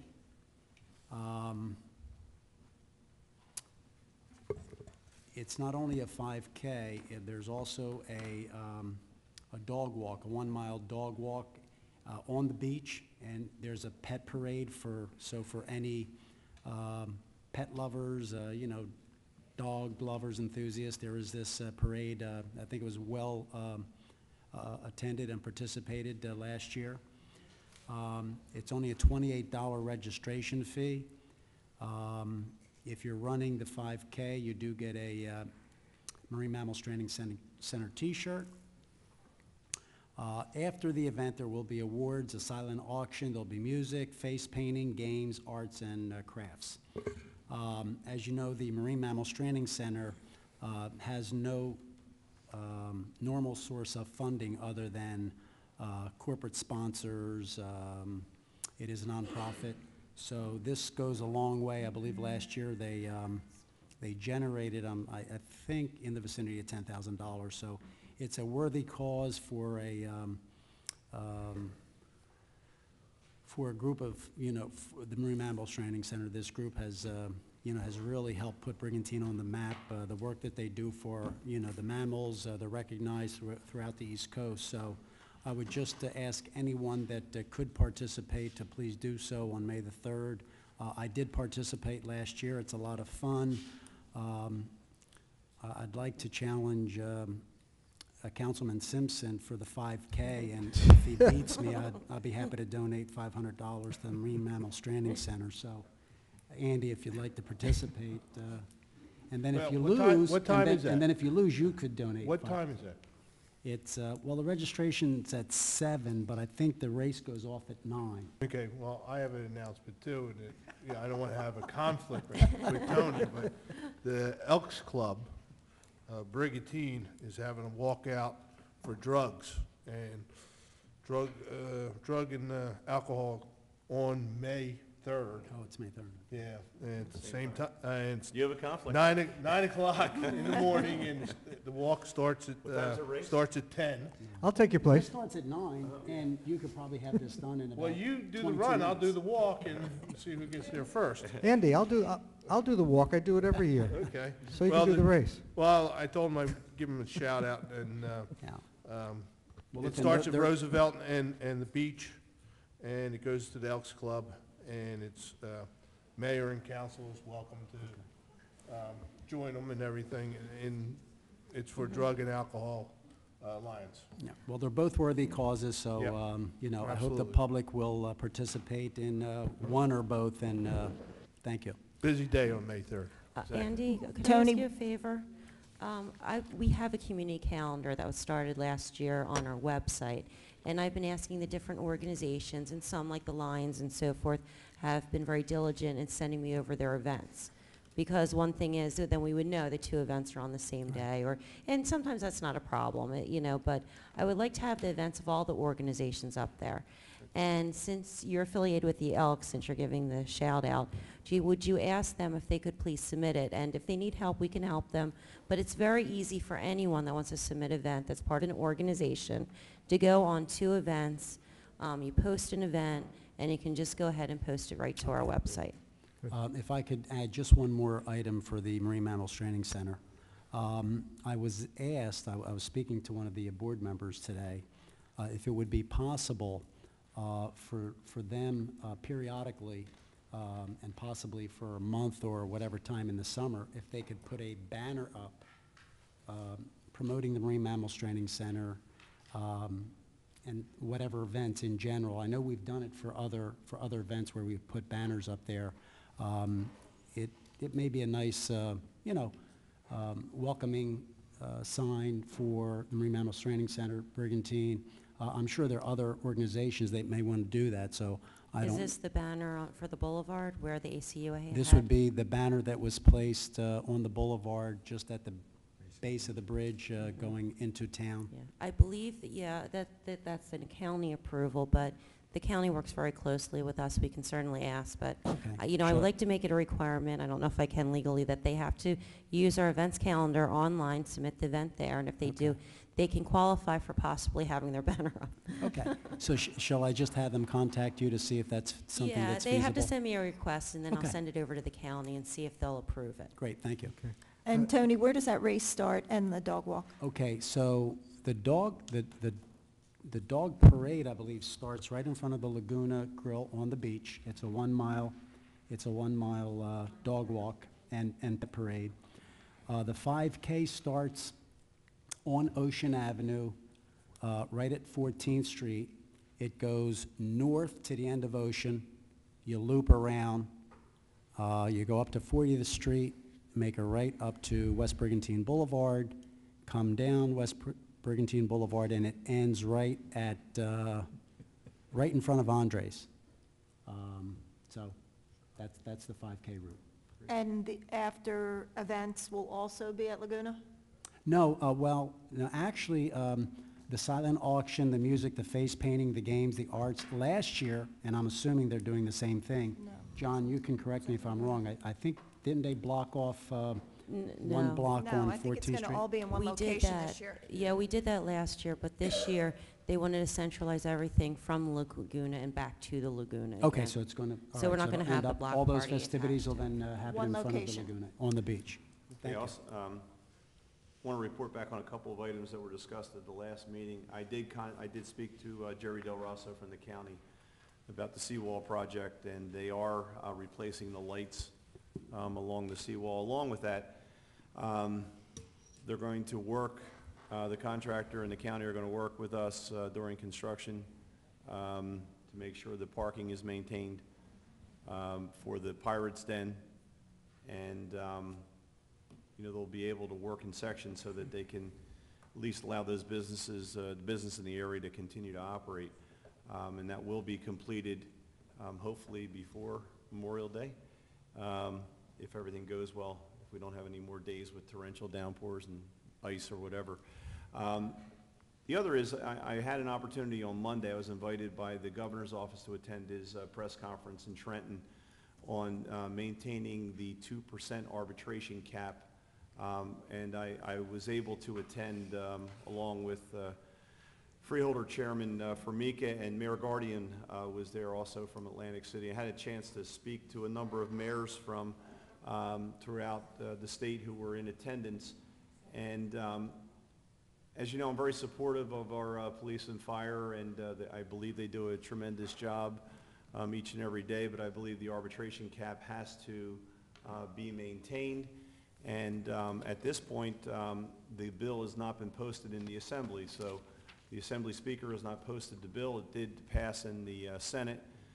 The governor is trying to see if that can happen so that it can continue, because it did sunset.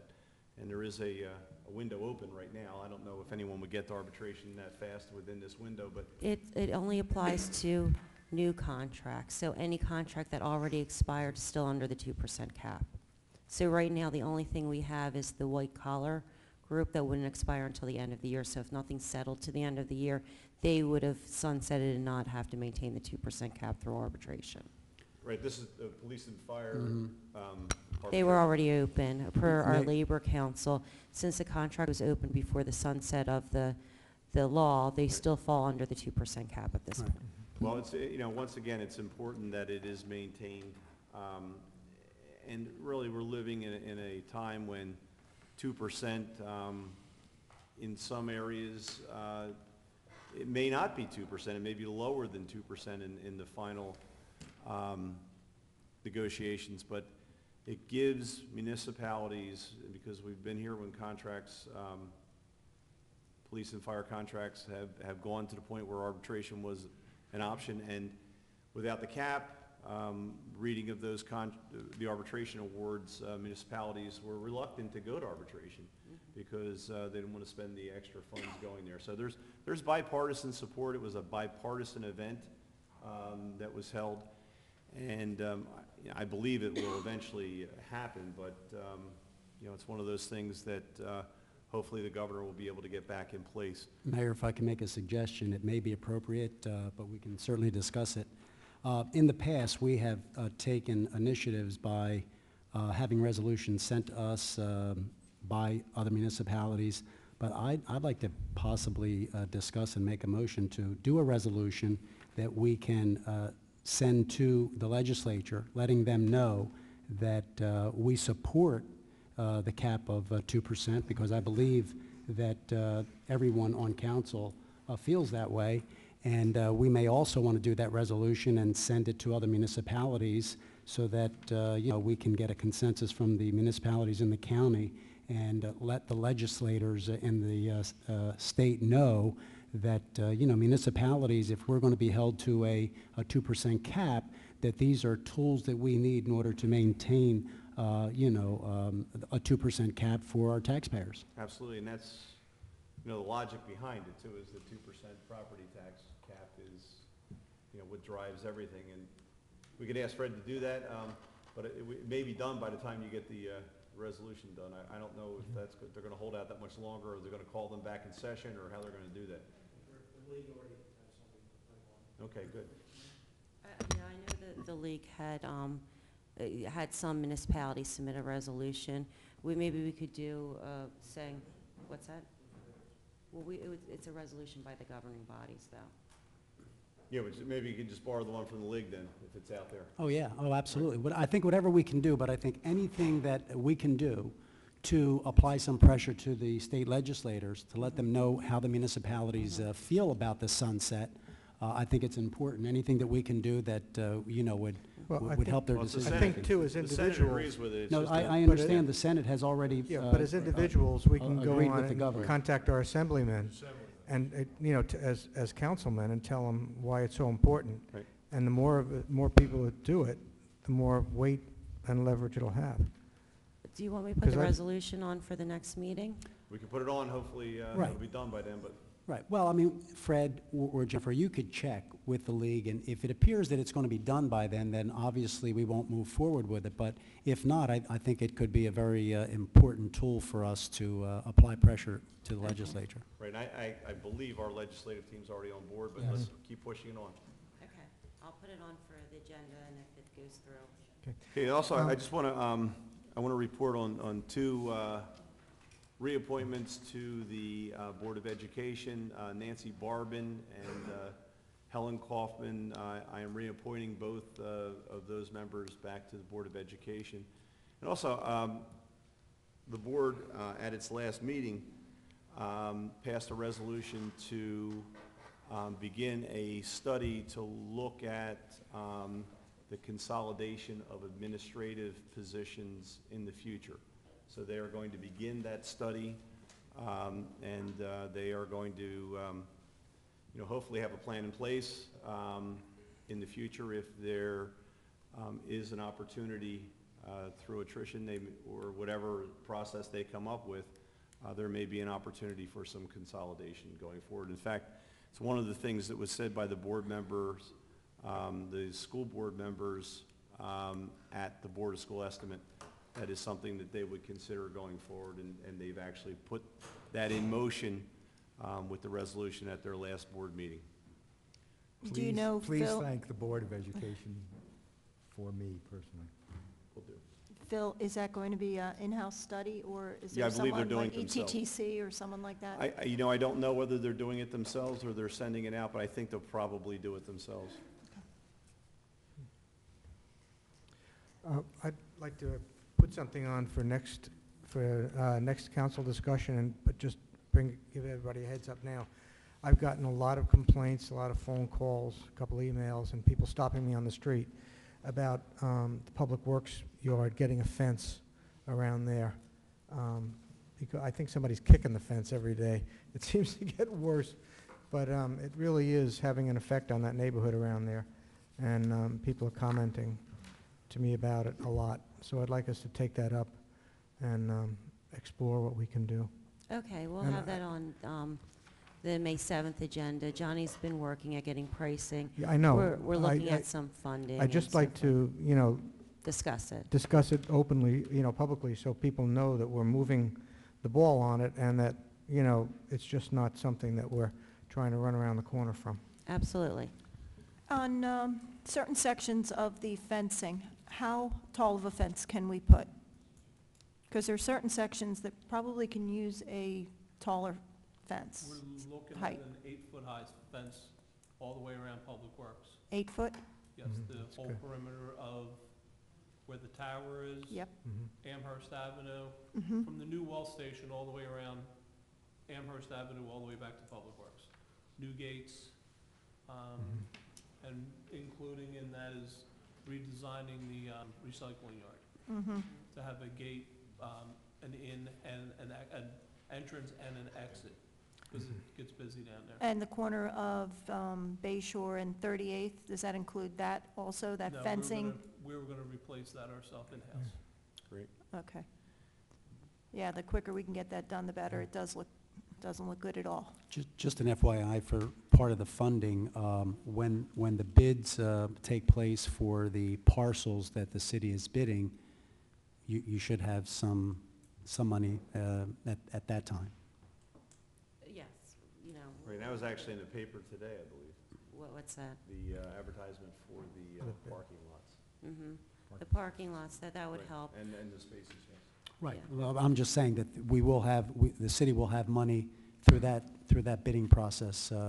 Exactly how much, I mean, you could figure that out, because it's Yeah, X there will amount of be dollars some per space. there. You know, the worst-case scenario at this point is we would have to bond for it, you know, because it doesn't look like we're getting the insurance money in for it that we, you know, we're waiting for. Well, if But- we've been waiting to demonstrate the need, we've done a good job. Yes, we have. So it's time to move on. We did get minimal insurance, but it was, Right. price was a little bit more than. No, I agree. It's, we would not allow a homeowner to have a property looking like that, so we should I not, know, it's true. we should set the example for the neighborhood, not be, you know, the one that is the eyesore. Okay. Since we're on the topic, the fire hydrants, when will some of them be sandblasted and painted? We're gonna start the process, we're just finishing up doing the water meters, and we're gonna start the process in a few weeks. Okay. And irrigation, we were talking about at the last council meeting. Did you have a chance to look We're into any of that? We're getting the materials together. We're gonna start on the 38th Street side of the boulevard and work out, so we're not in the way of the construction that's Okay. out there on the bridge, but that'll be started in a couple weeks also. Great. All right, John, looks like you have lots of work to do. Dan, you had an easier night. We're going to move on to the Can I just consent agenda. I'm sorry, go ahead. I'm sorry. So I thought one of you might have brought it up. I did send an email out about having Ann Phelps appointed Yes. to the Clean Communities Committee. I think it was an oversight, Yep. but she's on it since the really inception of the Yep. committee. She talked to me as well. I would make that motion if someone would second.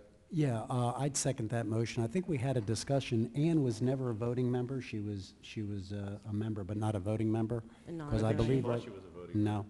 Well, I think she participates heavily, but I think the issue is that I in thought she the... was on there. She was on I thought the issue was there. a voting member, her issue. No, I think she wasn't a voting member, and I think we have somewhere in the code that there's only so many voting members, and we have those filled. But looking back, she wasn't a voting member, but she was definitely a member of the committee. Okay. A vocal member and Gulliver the Seagull, so. absolutely. Yeah, well, You You know. can't let that secret out. I know. And Well, speaking of that, I do want to compliment Jennifer and the Chamber of Commerce for the Easter egg That was nice. yeah. hunt, dash, I guess we would call it. It was quite a, it was a great turnout because it was a gorgeous day. So everybody the had a great Oklahoma time. Land Rush. The kids, I guess it was Aztec Realty was very involved and, Yeah, actually Linda and Dennis Allen from Aztec Yeah. or Shore Realty, they're members of the events group, and they participate heavily in all these events, including the Easter egg hunt, and in the other ones we have the 4x4. They oversee a lot of the movement of the volunteers and, you know, all the events. But yes, they were there, and their Fox, yes. you know, came as well. The Fox and the Easter Bunny, and I want to thank Jim Mogan for being the Easter Bunny's escort. He did a great job with that as well. You're right, though. Linda is very generous with her time and actually has become kind of a beach event expert, I guess, now, in She making that is, happen. yeah. So thank you, Linda, for everything you did with that. And with that, we can move to our consent agenda. One more thing. One more thing I just remembered. I have to give a shout out to the Green Team. They did a fabulous job on Saturday, April 5th, with John Doring from Public Works, handing out 200 to 300 tree seedlings. And then at 12:30 the same day, planted 80 beach plum shrubs in the dunes. And then this past Saturday, they worked April 12th with Galloway Township and I think another municipality. It was a bag it day, and the Green Team and volunteers handed out reusable bags in front of our local businesses. Very good. So thank you, Green Team, and all the volunteers and friends of the Green Team these past 2 weekends. Well, thank you, Lisa. You're welcome. And hopefully they didn't plant the seedlings in the dunes. No, I'm just kidding. Because the pines, they're not pines, are they? No, they're Okay. beach plums. All right. So what did we decide with Dan Phelps? I don't know. We need we had a motion and a second. We need all in favor? Aye. Very Instead good. of appointing her as a non-voting member? Right. Yes. Okay, now we're moving to the consent agenda. Bundle it? Well, we have to, yes. That's why we call it a consent agenda. Well, that's what, Resolution 2014-79, the rental inspection refund. 80 is the real estate tax refund. St. Thomas raffle license number 697 and 698, the Brigantine Elks raffle license 699 and 700, and the Clean Ocean Action beach cleanup request, as well as the Brian Woods Memorial Walk request. We have a motion and a second, please. God bless you. So moved. Second. was that We have roll call. Simpson? Yes. McLean? Yes. McCarty? Yes. DeLucre? Yes. Palilla? Yes. Yes. Mayor Gunther? Yes. Motion carries. Okay, now we move to public comment. Anyone who would like to address council on any issue? Yes, Norm.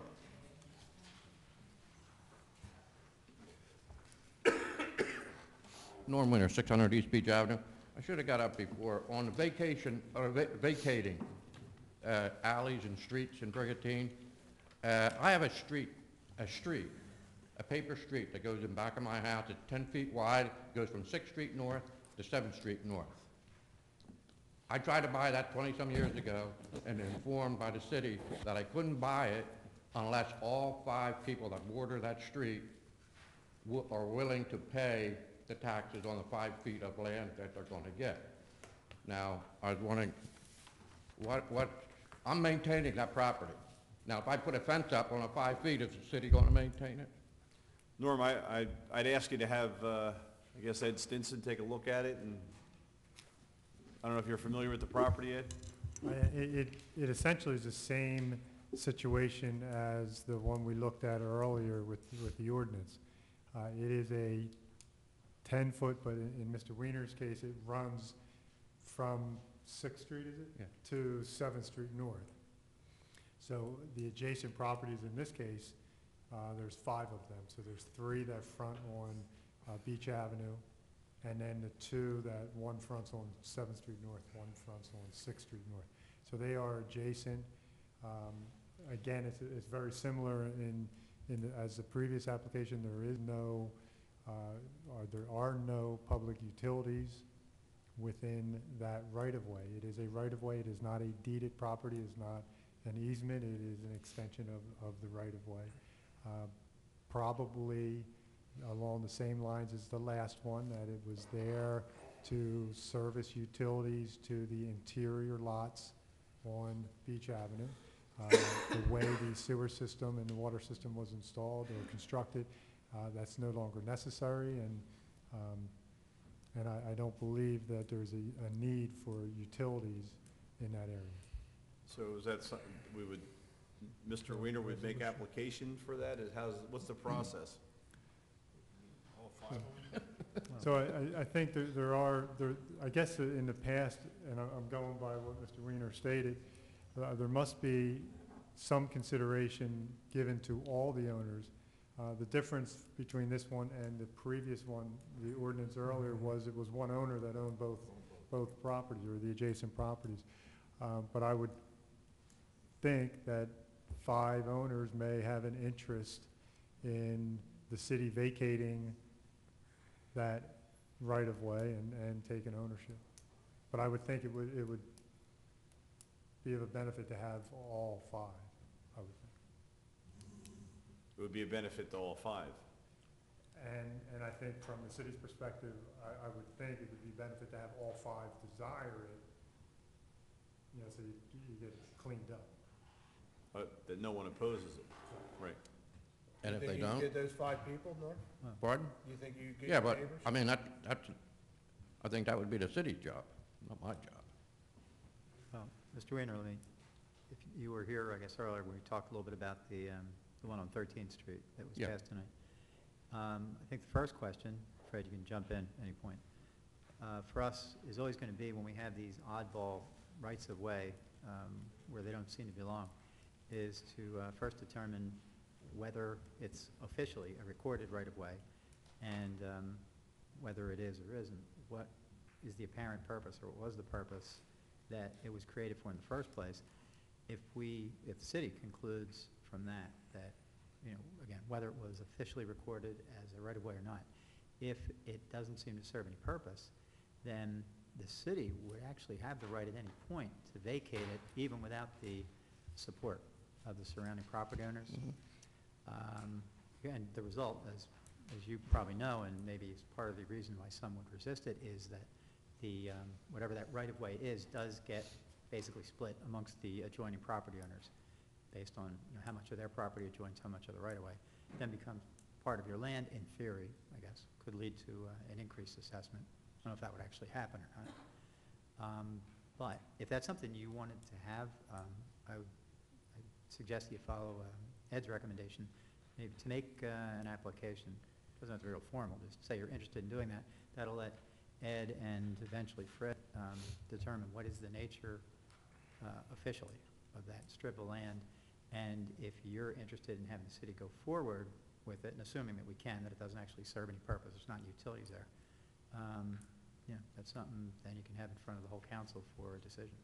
No, it's been there since 1919. Right. Oh, yeah, I mean, sure. the road. But Ed, I You know, think- Realistically, there has no isn't a purpose. road. The road is on 7th Street North, and it goes to 8th Street North. There is a street, actual street. Where I am, there isn't any street. Yeah. Norm, And could you we just try drop to a- buy it, and I'd love to buy the 5 feet, but if I sell my house, I cannot really sell that 5 feet of land, that 5 feet of land. Well, the Norm, good could news you is- just ask, send Ed a note, just asking, I'll send him a letter. a letter basically asking for that, then they can start the process? Probably should go to the manager, Okay. as did the other. You can copy me if you want, Mr. Weiner, but the request should probably go to the manager. Okay. Okay? All right, thank you. Thank you, Norm. Okay, any other public comment? Mr. Pucci?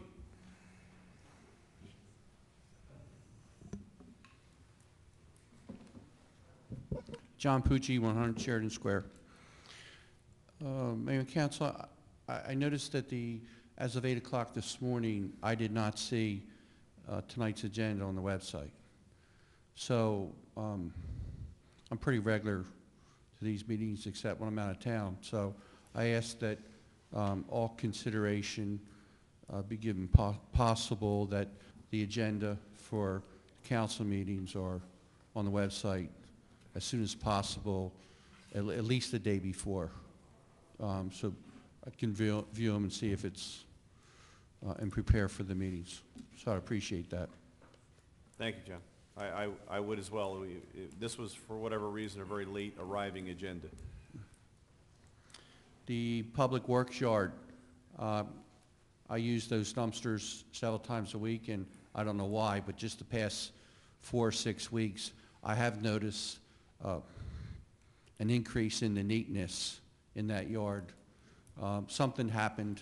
It just seems to be a little bit neater. I don't know about the fence and looking through the fence and all, but something has happened as a resident going in using those dumpsters. Things seem to be neater in that yard than in prior times. So whoever's responsible, they're to be commended. Speaking of, I know Rich goes in there also. The cars on the right-hand side when you go in, I think they've been there a couple of years. is something could be appropriate to get rid of those cars and maybe Yeah, I obtain think extra it's- space? I think in it's the- in time your- for an a auction. couple years. Yeah. Like, there's weeds growing up in between. We were working over the last year as management staff, and I'll pass it over to Johnny so he can give a little bit more of a timeline. But in our code, we're allowed to have the companies remove the cars instead of storing them there. They were damaged from Sandy, so we're not going to have that area of Public Works that will be holding the cars in the future. But as what we're doing with the current vehicles there, Johnny can tell you the timeline of how we're moving ahead to remove them. We're in the process of getting clean titles for them right now, and at next council meeting, the vehicles that are there that we have titles for, I'll be asking that we sell them on govdeals.com with some surplus that Public Works and some of the other departments have, from toner cartridges to a couple pickup trucks that we have, a couple old beach patrol vehicles that we have. We're gonna start selling stuff on, instead of the street auctions, as they call them, we're gonna do govdeals.com. And I just like to say that this is something I'm very proud of Johnny about, because the govdeals.com is actually one of the state's best practices that we haven't initiated at this point, and Johnny took it upon himself to start moving on to the govdeals.com auction site. Do they buy scrap? Because Well, that's, I mean, that's what most of it, it is, yeah. it will be sold as is, where is, with the disclaimer that it was underwater. But it's funny you talk about scrap, because at the last meeting, you talked about the Beach tag beach building. tag office.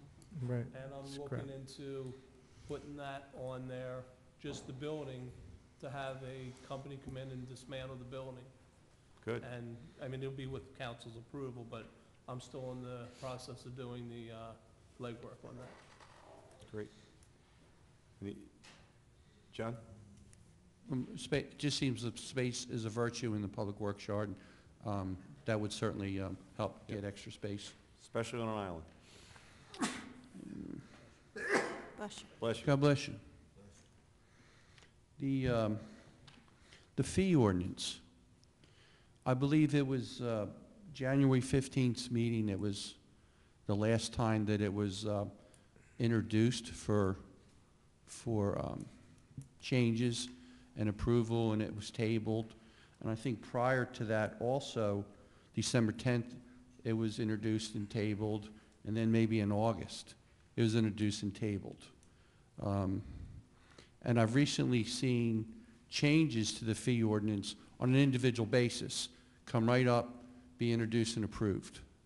So I just ask, is there a plan that somewhere in the future that the whole fee ordinance can be changed and finalized, rather than maybe doing it on an individual basis, each ordinance? And specifically why I ask that is, again, it affects the veterans.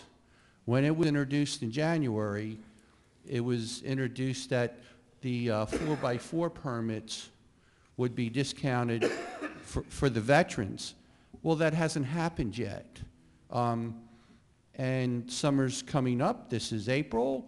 You know, it's about time to start getting your permit. So if that full fees ordinance is not finally finalized, well then, it was my understanding that it was the consensus of the council to go ahead and have that discount for the veterans. That's not going to happen when it's time to get your veterans to get their beach permit. So I just ask when that can be satisfied. Well, John, I hope it shows up again on an agenda soon. This agenda was not as crowded as some previous agendas where we had over 6-hour meetings. So we might be in a position where we can put that thing back on again and get it done.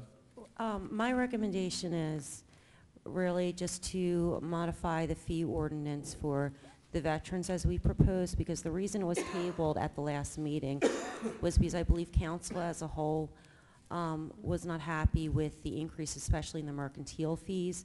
Well, we were moving most of the mercantile fees from $50 to $75 each and some of the other fees, and council felt that was a bad time in the economy to increase the fees even though they would be more compatible with neighboring communities. So that's why we've been piecemealing it. It came up, I believe, at the last 2 council meetings ago where Councilman Simpson asked about modifying the fees for the veterans and the active military for the beach tags. But I think the veterans having the discount for the 4x4 is equally important, and we should modify the fee ordinance for that. But I don't know at this time if we should revise the whole fee ordinance unless that's what's something the council wants to move forward with at this time. I was thinking you meant it at the end of the year, maybe looking at it Right. again. Well, I would not be in favor of modifying the whole thing at this time. I think one of the other items that was controversial was that there was a large increase in the four-wheel drive permits that was proposed as well. Mhm. So, and I don't think there was any support to do that. So if we could ask Mr. Cerny to pick out the one on the veterans discount on four-wheel drive. And I'll also ask council, if you want to maybe review again the modifications to the fee ordinance, isn't there anything else that we can tie in and just modify until we feel more comfortable about raising the other fees? Something Yeah, like Thank you, John. there's, as you remember from January, there were some things on there that were there twice in different categories. There were things there were not applicable. I mean, it just seems like it just or some of the things need to be cleaned up, other than specifically the cost of some of the permits. And I was just wondering when it was going to come back. On that note, that if in fact it will individually come back for the 4x4 permits for the veterans, maybe the council could also consider the same way they applied the beach tags to the veterans, the same way as to the 4x4 permits. Just a thought. Thank you very much. Thank you, John. Oh, I'm sorry, Mayor, I do have one more thing. During the prayer tonight, some things were made by Councilman Kern. It was the first time I heard of them. I don't know if the prayer is an official part of the meeting, or can that be summarized officially from the council tonight? Because I'm not sure I heard everything that was said, and also how that relates to the current public safety director's position and also the upcoming special election. All good questions. Thank you. I'll Thank start. you. The city manager sent out an email informing council that she was beginning the process to appoint a police chief and a fire chief, which would include, I guess, interviews and whatever other criteria might be applicable. No indication in that email whether that meant we were not going to have a public safety director, or also, and maybe manager can clarify this, I haven't seen the criteria, that we would be looking at applicants from exclusively within the department, or are we looking at applicants from outside the department? We're starting the process now to hire, look at the interview process for selecting possible chiefs for police and fire, and they're the two departments that it pertained to. Somewhat because there is a special election. We don't know how the special election is going to pan out, and the process doesn't happen overnight. You have to start it sometime ahead of time so you can move forward. Second reason is I believe all of mayor and council have said to one degree or another that they're in favor of moving on to chiefs, at some point. So, the interview process takes a little bit of time. What was the other question besides? In-house. Are you in-house. looking to post this Yeah. in-house or out? This is strictly in-house at this point, yeah. At this point? Well, I don't know what happens, I don't know if anyone's going to even apply for it. I'm confident that they will, but I can't say absolutely no hiring chiefs outside because not a psychic. I really don't know what's going to happen through the process. But my intention is to hire people inside. Anybody on the beach patrol? You're gonna make chief on the beach patrol? Well, Kip was head of the department last year. I'm actually meeting with Kip next week, and after I think my conversation with Kip, I'll have a little bit more information for council. John? So, one of my other questions was, so if the consensus and the philosophy is to hire chiefs, does that mean, in fact, we still are going through the special election? And if so, if the public votes for, coincidentally, the public safety director's position, does that mean that we're going to have both? That's my Right. question. I can't answer that at this point. The code of the city of Brigantine has, in the salary ordinance, has a position of public safety director. So you could theoretically have a police chief, a fire chief, a beach patrol chief, and a public safety director. If the election results indicate that public safety director's position should be removed from the city code and the salary ordinance, then that would not be a possibility. Well, I think it's important because there was reasons why the special election was brought up by the public.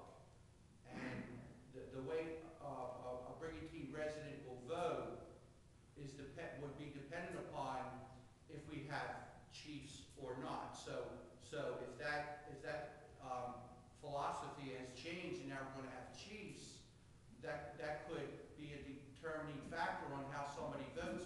Maybe somebody feels that we don't need a public safety director now because the chiefs are in place. So I would encourage the Brigantine government to certainly advertise the fact that we are going to have chiefs so the residents can be informed and make the proper decision during the special election. Thank you, John? John. I'm not sure where we, John, I'm if not I sure can- where we stand on time either, Lynn. Okay, thank you. John, Thank you. John, I'd like to just address my point of view on this public safety director, that regardless whether the public safety director's position is maintained or not, even if it is maintained, I am not for having chiefs and a public safety director. I'm opposed to taking the public safety director out of our ordinance and not having in the salary ordinance, but I am not for having chiefs and a paid public safety director. So at least I want to clarify my position. Councilman, I just feel that this needs to be brought out to the public so they know, But- yes, John, thank you. Thank you, John.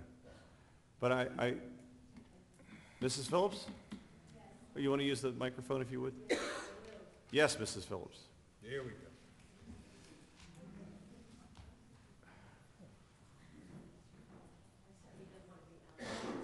I'm sorry. Ann H. Phillips, 308 27th Street. I think now this is getting a little complicated and confusing. Is my understanding that there will be a special election? That Yes. is going to go forward, even though I think from what I'm hearing, the decision has been made to appoint chiefs.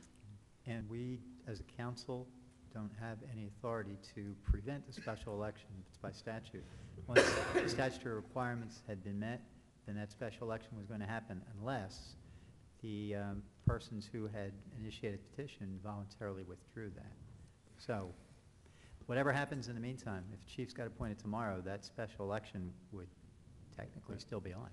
And Okay, if well, the that- special election were, if chiefs were appointed tomorrow, you would still have a public safety director. So that's still the question that I think people are interested in exploring. Yes, but I think, just to clarify, in my own position and that of the Taxpayers Association, we certainly don't want to have both chiefs and a director of public safety.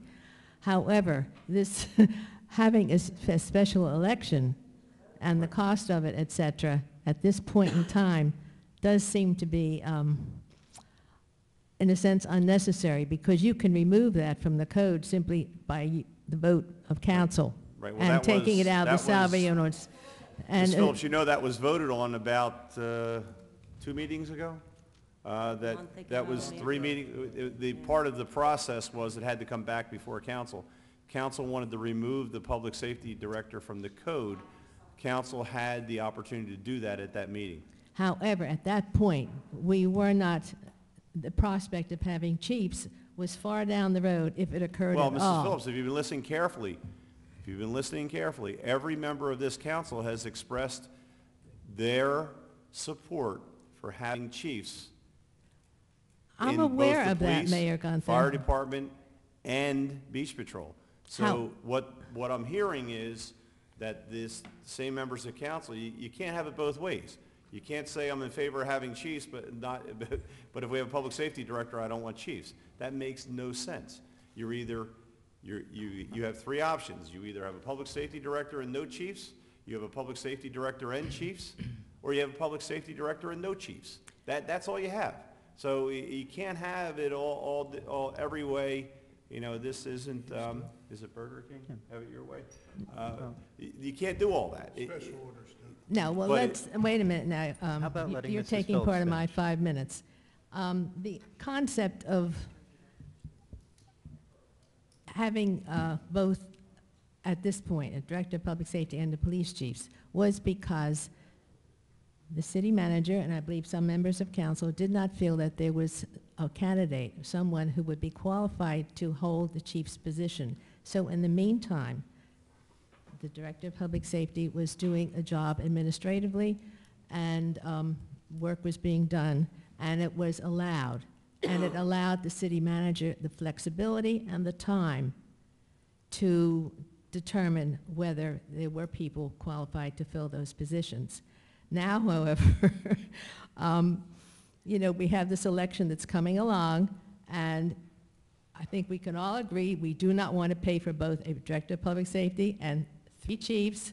So you're going to vote, what are you going to do on this special election? That eliminates that position from the salary units in the code, which perhaps it might be wise just to have. But as you have said, and you've all said, you've got positions that you're not necessarily filling, but the legality of the position is there if you need it and you need that flexibility.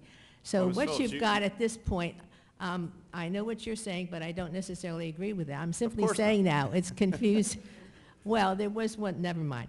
There was, it is going to be confusing to the voters at this point because it appears that the process of appointing those chiefs is going to go forward. So if you don't want both and you think, well, then why not vote to support it? However, if I think that there might be some advantage in having the flexibility of that position within the code, et cetera, then I'm going to vote no. You know, it's really ridiculous when you look at it. May I clear something up? The interview process takes some time. So on May, is it the 13th that the special election is? Yes. If it gets voted out of the code, you know, if people go and say, yes, let's change the code and get rid of the director of public safety, I won't have anyone the next day leading the department. So I need to really start this interview process now to prepare in case it does get voted down. At this point, as the manager, I'm very supportive of the director of public safety. I have been. I think Director Howard has made a lot of improvements in the department. I would think that it would be good to keep the director around for some period of time. At some point, yes, I would like to have chiefs too. But if there was no special election, I wasn't planning to terminate the director position myself at this point. Okay, all I'm saying, But thank you for that. in order to have transparency for the public, I think we once again, people have heard a lot of different messages. And remember, we have not had a public safety director as a standalone position for a decade. We have not had someone in a standalone However, it's public been there, right, yes, well. position, has not been filled by an individual as a standalone position for a decade.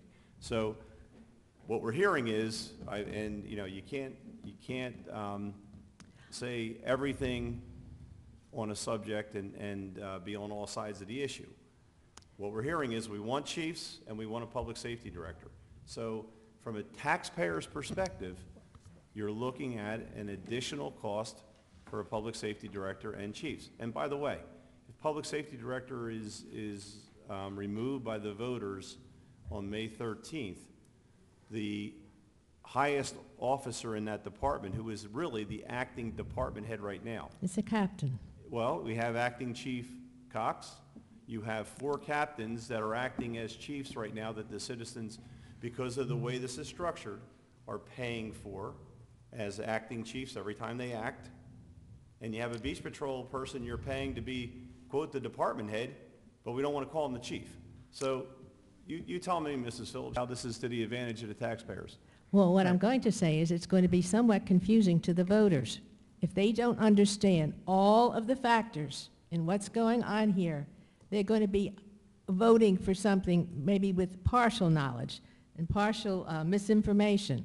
And it's gotten more complex because you can eliminate, if they vote yes, the position will be eliminated, and then council has no flexibility in the city manager and no choice.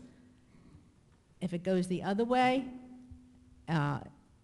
you don't eliminate it, well, we're still where we are now. And even if it's not eliminated, you don't have to appoint somebody in that position once the chiefs are, if chiefs are appointed. But I'm saying when people go to the polls, they're going to be looking at this and think, you know, what's going on here? Well, I think you have to give people more credit. No, it's not saying that you're underestimating people's intelligence. No, I'm not simply saying that. saying I that it's a think much people more see this issue very complex. clearly. It's much more complex than it was before. And I can understand the city manager's position in terms of timing and what she has to prepare for, and regardless of the situation and the result of the vote. So on that point, Mr. Pusey brought up the same question that was item number 1. I have 4, now I have 3 left. Go ahead, I'm And sorry. I'll do it as quickly as possible. Number 2, what is the status of negotiations on the expired contracts? There has been no update provided to council. There's been a series of negotiation sessions that were scheduled and that have been postponed by the PBA. I'm supposed to meet with them again, I believe, on Mondays, the next negotiation session. I'm hoping that remains standing. The fire has not come back to us with any negotiation dates. Our labor attorney and their labor attorney have met on behalf of the city and behalf of the union on both of our approval to try to weed out a few issues that we might be able to do as a memorandum of understanding before the actual contract starts getting negotiated. But there has been no sessions yet between the city and the fire. The lifeguards have been coming around very well. We've had a couple of sessions. They recently they became part of the AFSCME union group, and that's working out well. They're getting contracts together, and we are coming to some nice concessions with one another, including that the lifeguard pension board's planning to meet this Saturday to go over some of the issues, including changing the pension requirements that are both advantages to the city and to the union. So that's where we're at right now. Okay, thank you. And it's my understanding from what's been said tonight that the, because of the dates on these contracts, that the 2% arbitration cap would still be applicable to the new contracts. Is that correct? Yes, as per advice of our labor council, which I just discussed with him last week, he said this sunset provision only applies to contracts that opened after, on April 1st or after. Okay, thank you. And on that regard, I would suggest that you might want to contact the Speaker of the New Jersey House, because he's the one who's responsible for the holdup. As a matter of fact, you can call his office, which I have done on behalf of the Taxpayers Association. Also contacted Assemblyman Mazzio and Brown. Okay, item number 2. The status of Captain Cox issue. I can't comment on Captain Cox or Acting Chief Cox's position because that's in litigation. Okay, so this is still ongoing, is that correct? Yes. Okay. And the final one, at this time, what is the additional amount over the 2013 budget that is to be, has to be raised by taxes for the 2014 budget? And that amount, the last time I was told, was $717,626. And I believe the last meeting, I had the impression that there was going to be some work to try to reduce that amount. So is that a correct amount at this point? Well, we have not had another budget discussion since it's been introduced. No, that's the introduced budget, that's the amount. If there's any changes, that would be during our next meeting, the adoption of the budget, and we would only be able to change it within statutory limits. I don't know what they are offhand. I think it's, I believe, 10% per appropriation, a percentage of the whole budget, but the auditor will be here for that. So if there's any modifications, it would be done that day. It can be decreased. That's the point I'm trying to make, yes. That was my impression, that would be the I effort. picked that up. Yes. One more thing, which I think is very interesting, is that the amount appropriated for the golf course exceeds this amount. So I think that should give you all pause as to the relationship and the impression, the opinion of the taxpayers concerning the amount of money that they are now going to put in to subsidize the golf course. Thank you.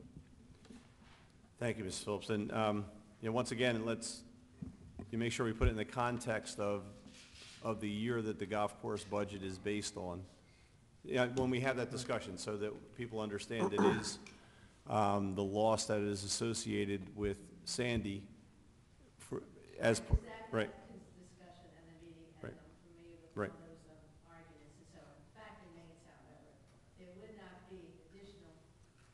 Come up to the microphone. No one could hear you at home, Mrs. Phillips. I do remember the topics that were discussed Right. concerning that. However, the fact remains, and I think taxpayers will see, that the amount that is going to be appropriated and they have to pay for the golf course exceeds this amount, additional amount from the 2013 budget that now has to be put into the 2014 budget. That, I think, is a major, major statement, in fact, that people need to be aware of and give a lot of thought to. Right. Thank you. And thank you, Ms. Phillips. I appreciate that, and hopefully people will review all the facts when it comes to the golf course. I have a comment I'd like to make as a follow-up to what Mrs. Phillips was talking about, specifically on the questions about the public safety director versus chiefs. Let me clarify. We hear comments coming from our mayor that people are trying to have it both ways and that we want both public safety director and chiefs. It's very clear what council has wanted. Council has said this. A couple members of council have said from day one they want chiefs, no questions asked. Others said let's explore the public safety director. But everyone has consistently said the preferred system would be one where you have chiefs. That said, what the city manager has done and is doing is to go through the process to make the determination whether there are in fact people who, in her estimation, because she is the appointing authority, fit the bill to be the chiefs. And that's been a discussion that's been had here many, many, many times. I'm not going to repeat that. But people who have been to these meetings and listened have heard the issues and the comments on both sides of that. And wherever you feel, or whatever you feel about it, it's a legitimate issue and a legitimate concern. So our city manager is doing that. Where will that process take her? Will she find the right candidate, people that she feels comfortable with in both departments? I don't know. She said she does not know. She's optimistic, I'm sure, and she's certainly going to do as widespread an effort to interview and find out if there is somebody who fits the bill in both departments.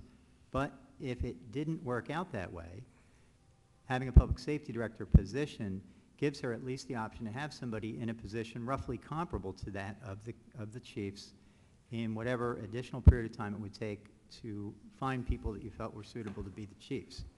What the special election does, what the petition does, is artificially try to, but as I'll point out in a second, it does not, succeed in limiting her options and basically forcing the issue and forcing her, even if it was in her judgment that one or both the departments, the candidates who present themselves in one or both departments weren't suitable, but the intention of the petition is to force her hand so that there's no alternative. Well, if the petition is successful and if the public safety director position is eliminated, that does not compel the manager to appoint anybody or any specific person to be the full-time chief. Yes, there will be people within the departments who will assume the functional equivalent of the chief's role, and the manager could then, as she can now, could appoint acting chiefs or interim chiefs or whatever other label you want to put, and there would be people who would be at the head of those departments. The issue, remember back to the very beginning, is that people one after the other, came up to that microphone and said, we want a full-time chief, and unspoken, but also part of that was that they wanted it to be people of their designation. Well, the manager, in my view, is doing exactly what she should do. She knows and has known, and council's been consistent in saying that if it's possible to have chiefs, chiefs are the better way to go. She's going to interview and take that process through the steps it needs to go through and make a determination. In the meantime, the only thing that could be accomplished, in my view, by voting to eliminate the position of public safety director is that you eliminate a person who right now, day to day, is performing a valuable function and is assisting her, and removing that position and that person isn't going to get the result that people, although they don't come out and say it, want, which is the ability to designate who will be the full-time chief in both departments. We can get to that point, and we probably will get to that point. I'm optimistic, and I think there's plenty of qualified people out there, but it's going to be the manager's call, and I don't see any benefit to the people.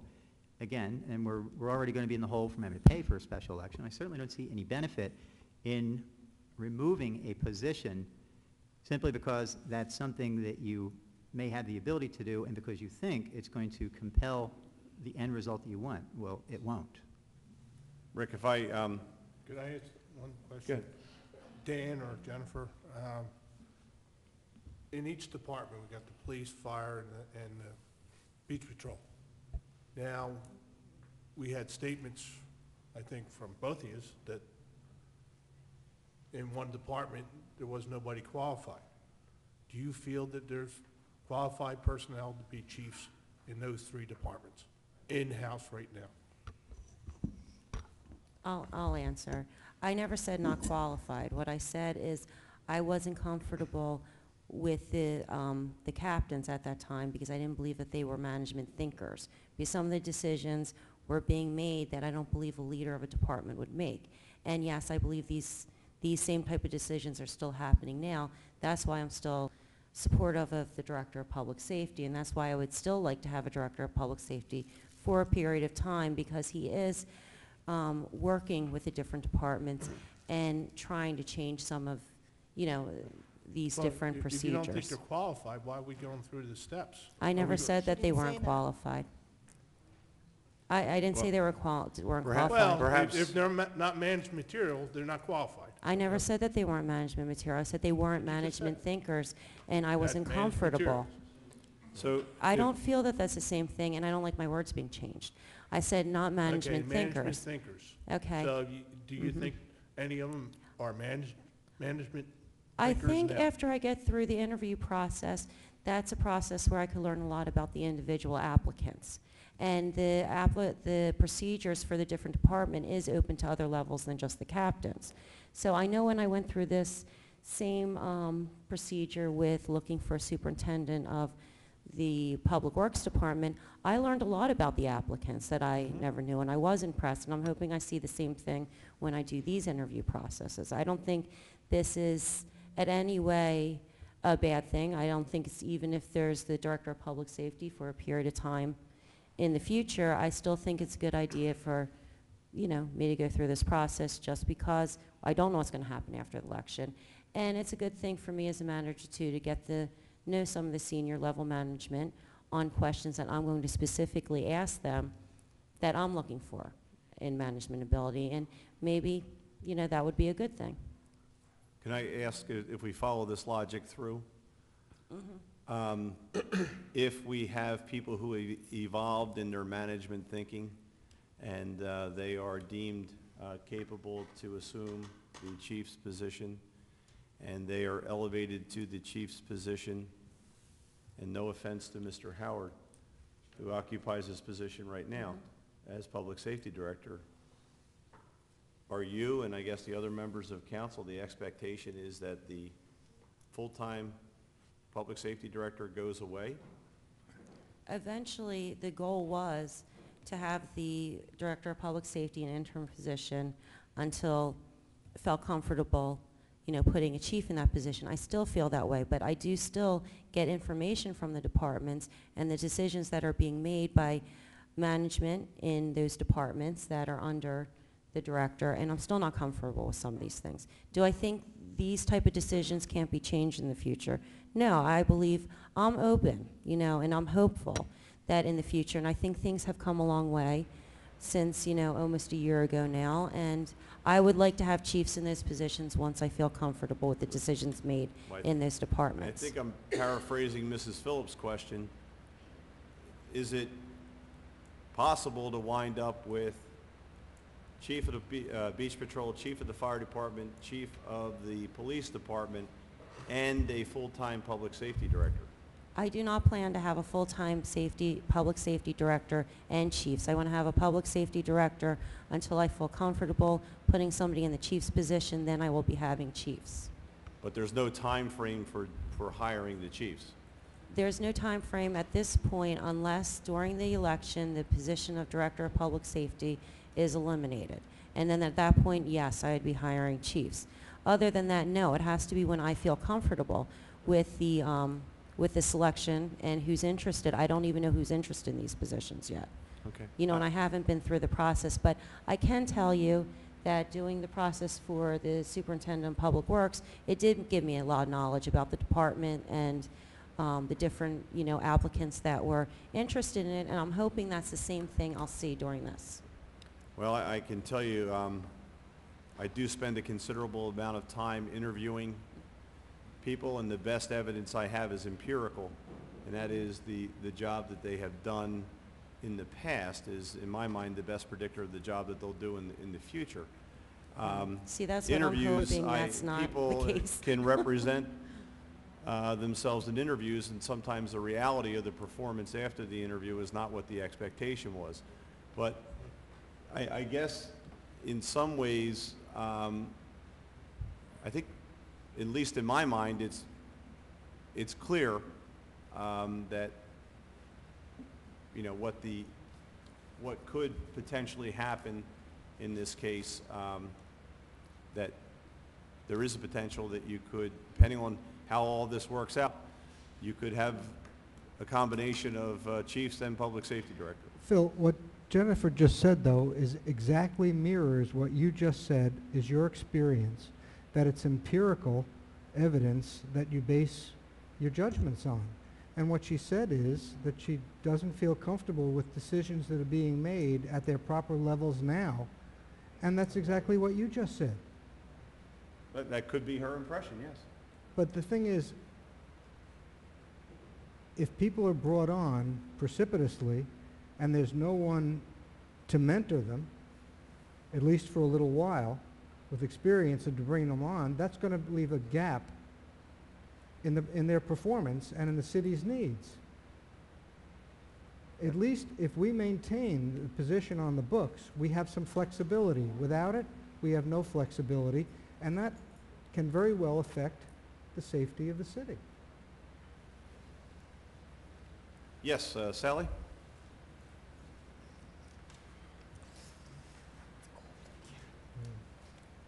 Hi, Sally Suey, 805 Bobby Jones Road. What I think is sad is we've been fighting for this for a year, almost a year now. We're wasting taxpayers' money on this special election when all of a sudden now we're looking to have chiefs.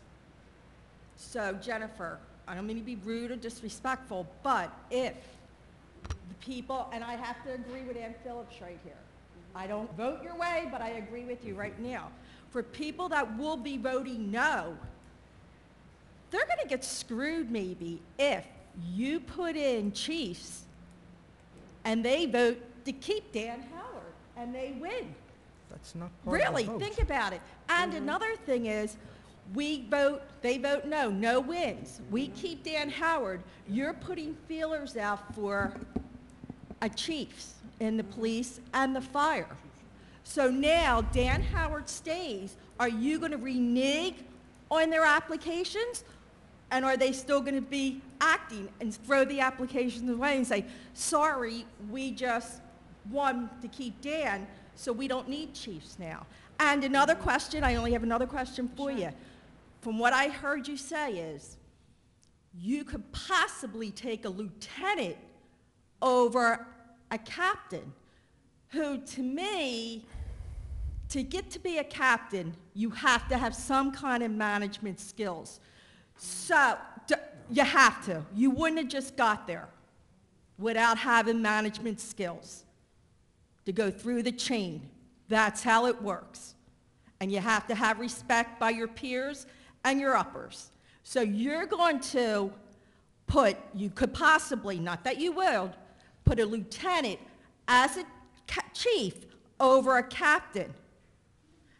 And then what kind of morale are you going to have having this guy step up 2 notches?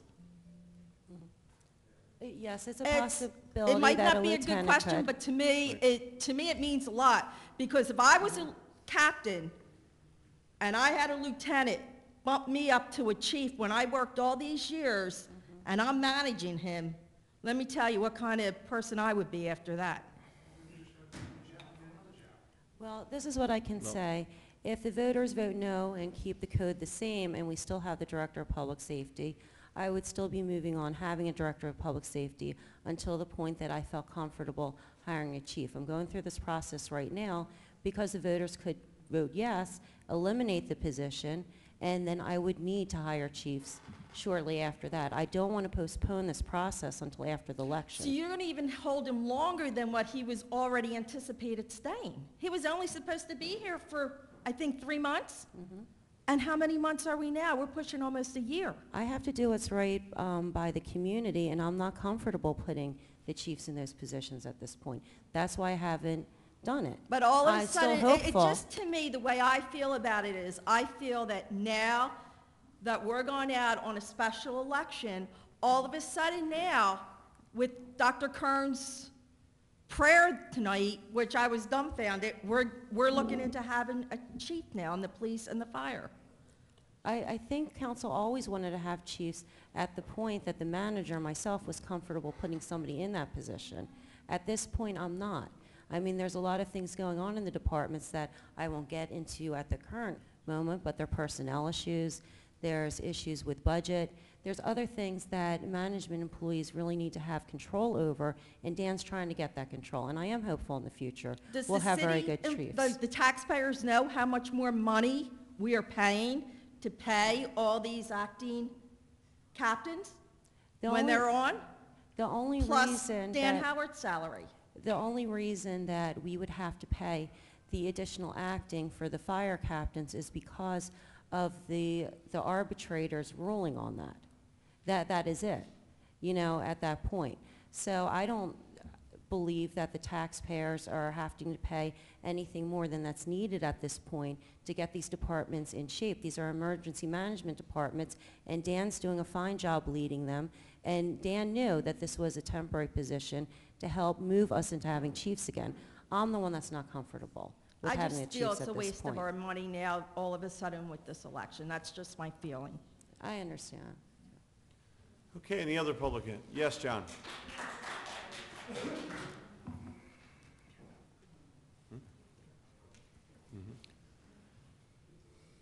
John Livesey, 203 9th Street North, and my question to City Council is, what does the code say?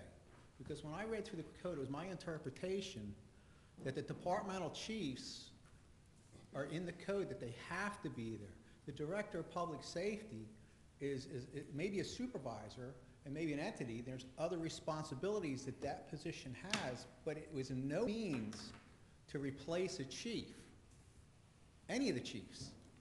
And I see the discussion going back and forth that, well, if we get the Director of Public Safety, we can hold off on getting the chiefs.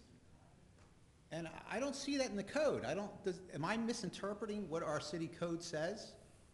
Because I'm not an attorney. I'll defer to Mr. Cerny if he's familiar with that section of the code.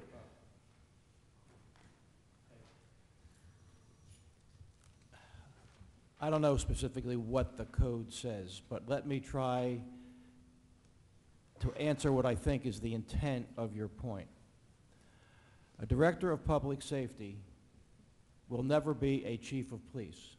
A Director of Public Safety will never be authorized to carry out the law enforcement function of the Chief of Police. There is a specific division there. So If in asking your question, you have captured that by looking at the code, then yes, I would agree with you. The director cannot be and cannot exercise the law enforcement powers that reside with the chief of police, if that is helpful, if that is what you are asking. Okay, that has been my interpretation as well of the And- code. and- I know there's other functions that a director of public safety has that are written in our code. And let me just add this to, you know, what you have just said. This goes way beyond the code. What I have just said to you, if somehow it's captured in the Brigantine Code, so be it. But this concept is a much broader concept in New Jersey law. There are a number of cases, court cases on it that articulate it. There were even a couple of substantial cases that came out of Atlantic County and Atlantic City within the last 5 or 6 years that memorialize this principle. So the principle is the principle. Wherever it resides, wherever you have read it, that is the principle. If that I think helps. then a point of clarity should be, it's not a question of voting yes to get rid of the director of public safety so we can keep the chiefs, or vote no and keep the director of public safety, because the priority is we still need the chiefs. Well, okay. Is that correct? If you need someone who functions in a capacity similar to the chief. Because again, for what you shared and what I just said back to you, the director of public safety cannot perform that senior law enforcement official act. So if there is a director of public safety, you don't need a chief, but you are going to need a senior sworn officer who will be the senior sworn officer and meet that law enforcement goal. So it doesn't have to be called the chief. It could be a captain. Okay. It could be a deputy chief. But there still needs to be the person, the individual with the badge and the gun and the authority that flows, or the authority that flows and permits that badge and gun. That's the person who has to be there, whatever you call that person. Okay, I think you've answered my question. And my question is, I think the public needs to be aware, because it seems to be this issue that people are going to vote, if we keep the director, we're going to save all this money and we won't need to get the chiefs. But somebody, what we just heard, will be acting in that function and will probably want to be compensated. So from a cost-saving measure, keeping the director of public safety or getting rid of the public safety should have nothing to do with cost. Is the city of Brigantine busy enough to advocate a full-time director of public safety in the position? Is there other duties and responsibilities that that position holds that we need a director of public safety for? I see the real priority is to identify who the chiefs can be and who can fill that position of leadership in each of these departments. And if the director of public safety can help through management training of those individuals, then that's fine. But that's where our priority should be, and the public should not be misled that if we keep one, we can do away with the others. And that's what I think the real problem is right now, is people are being fed some misinformation. Well, am I wrong? Ms. Livesey, if I can respond. If people are being fed misinformation, and it's entirely possible they are, find the source of the misinformation. The source, I can say for myself, it's not me and it's not my colleagues on the council. Also, let's try and remember, a couple people have equated this May 13th special election with a referendum on Dan Howard. It's not about Dan Howard. What the election is seeking to do is to remove that position. It happens, Mr. Howard is in that position, and if the position goes, obviously, he goes too. But the mischief of it, in my view, is that you have now taken away that position completely. Right. So your options, whatever they were going in, and I think it's valid and it's worthwhile to the town to have multiple options, are now reduced by 50%. The other part of it, I agree with you. We say that the energy should be directed toward identifying the best possible candidate, and I'm going to assume from them, that there are people who would fit that bill, in the judgment of the manager, to be appointed as chiefs. That would not be a source of any misinformation, though, because everyone up here has been consistent in saying that we believe chiefs are the preferable way to go. But here's the part that I think people tend to drift off and not listen to. And I've said it a number of times because I believe it. The key is you don't just appoint somebody for the sake of appointing somebody. The manager has articulated on a number of occasions what I think are legitimate concerns in what she has seen within the departments that led her to have misgivings about appointing the people who we were told are the presumptive chiefs to those positions on a permanent basis. She, again tonight, has articulated what I think is the right course of action to interview, and I believe too, just from general experience, when you interview people, you do learn a lot more about them. And I know the feedback I got from the manager when she was interviewing the folks in the Public Works Department was all very favorable. But she did indicate that she had learned a lot about the skills and the vision and what these people could bring. I'm hopeful that she's going to learn those same things about whoever it may be that identifies themselves to be candidates for chief in the two departments. But there's always a possibility that that won't happen. And if it doesn't happen, then again, you can disbelieve the manager if you want. I don't. You can disbelieve council if you want. I don't. I take people at their word. Everyone said and continues to say, we want chiefs. If it turned out that the manager wasn't comfortable with appointing one or both chiefs at this point, then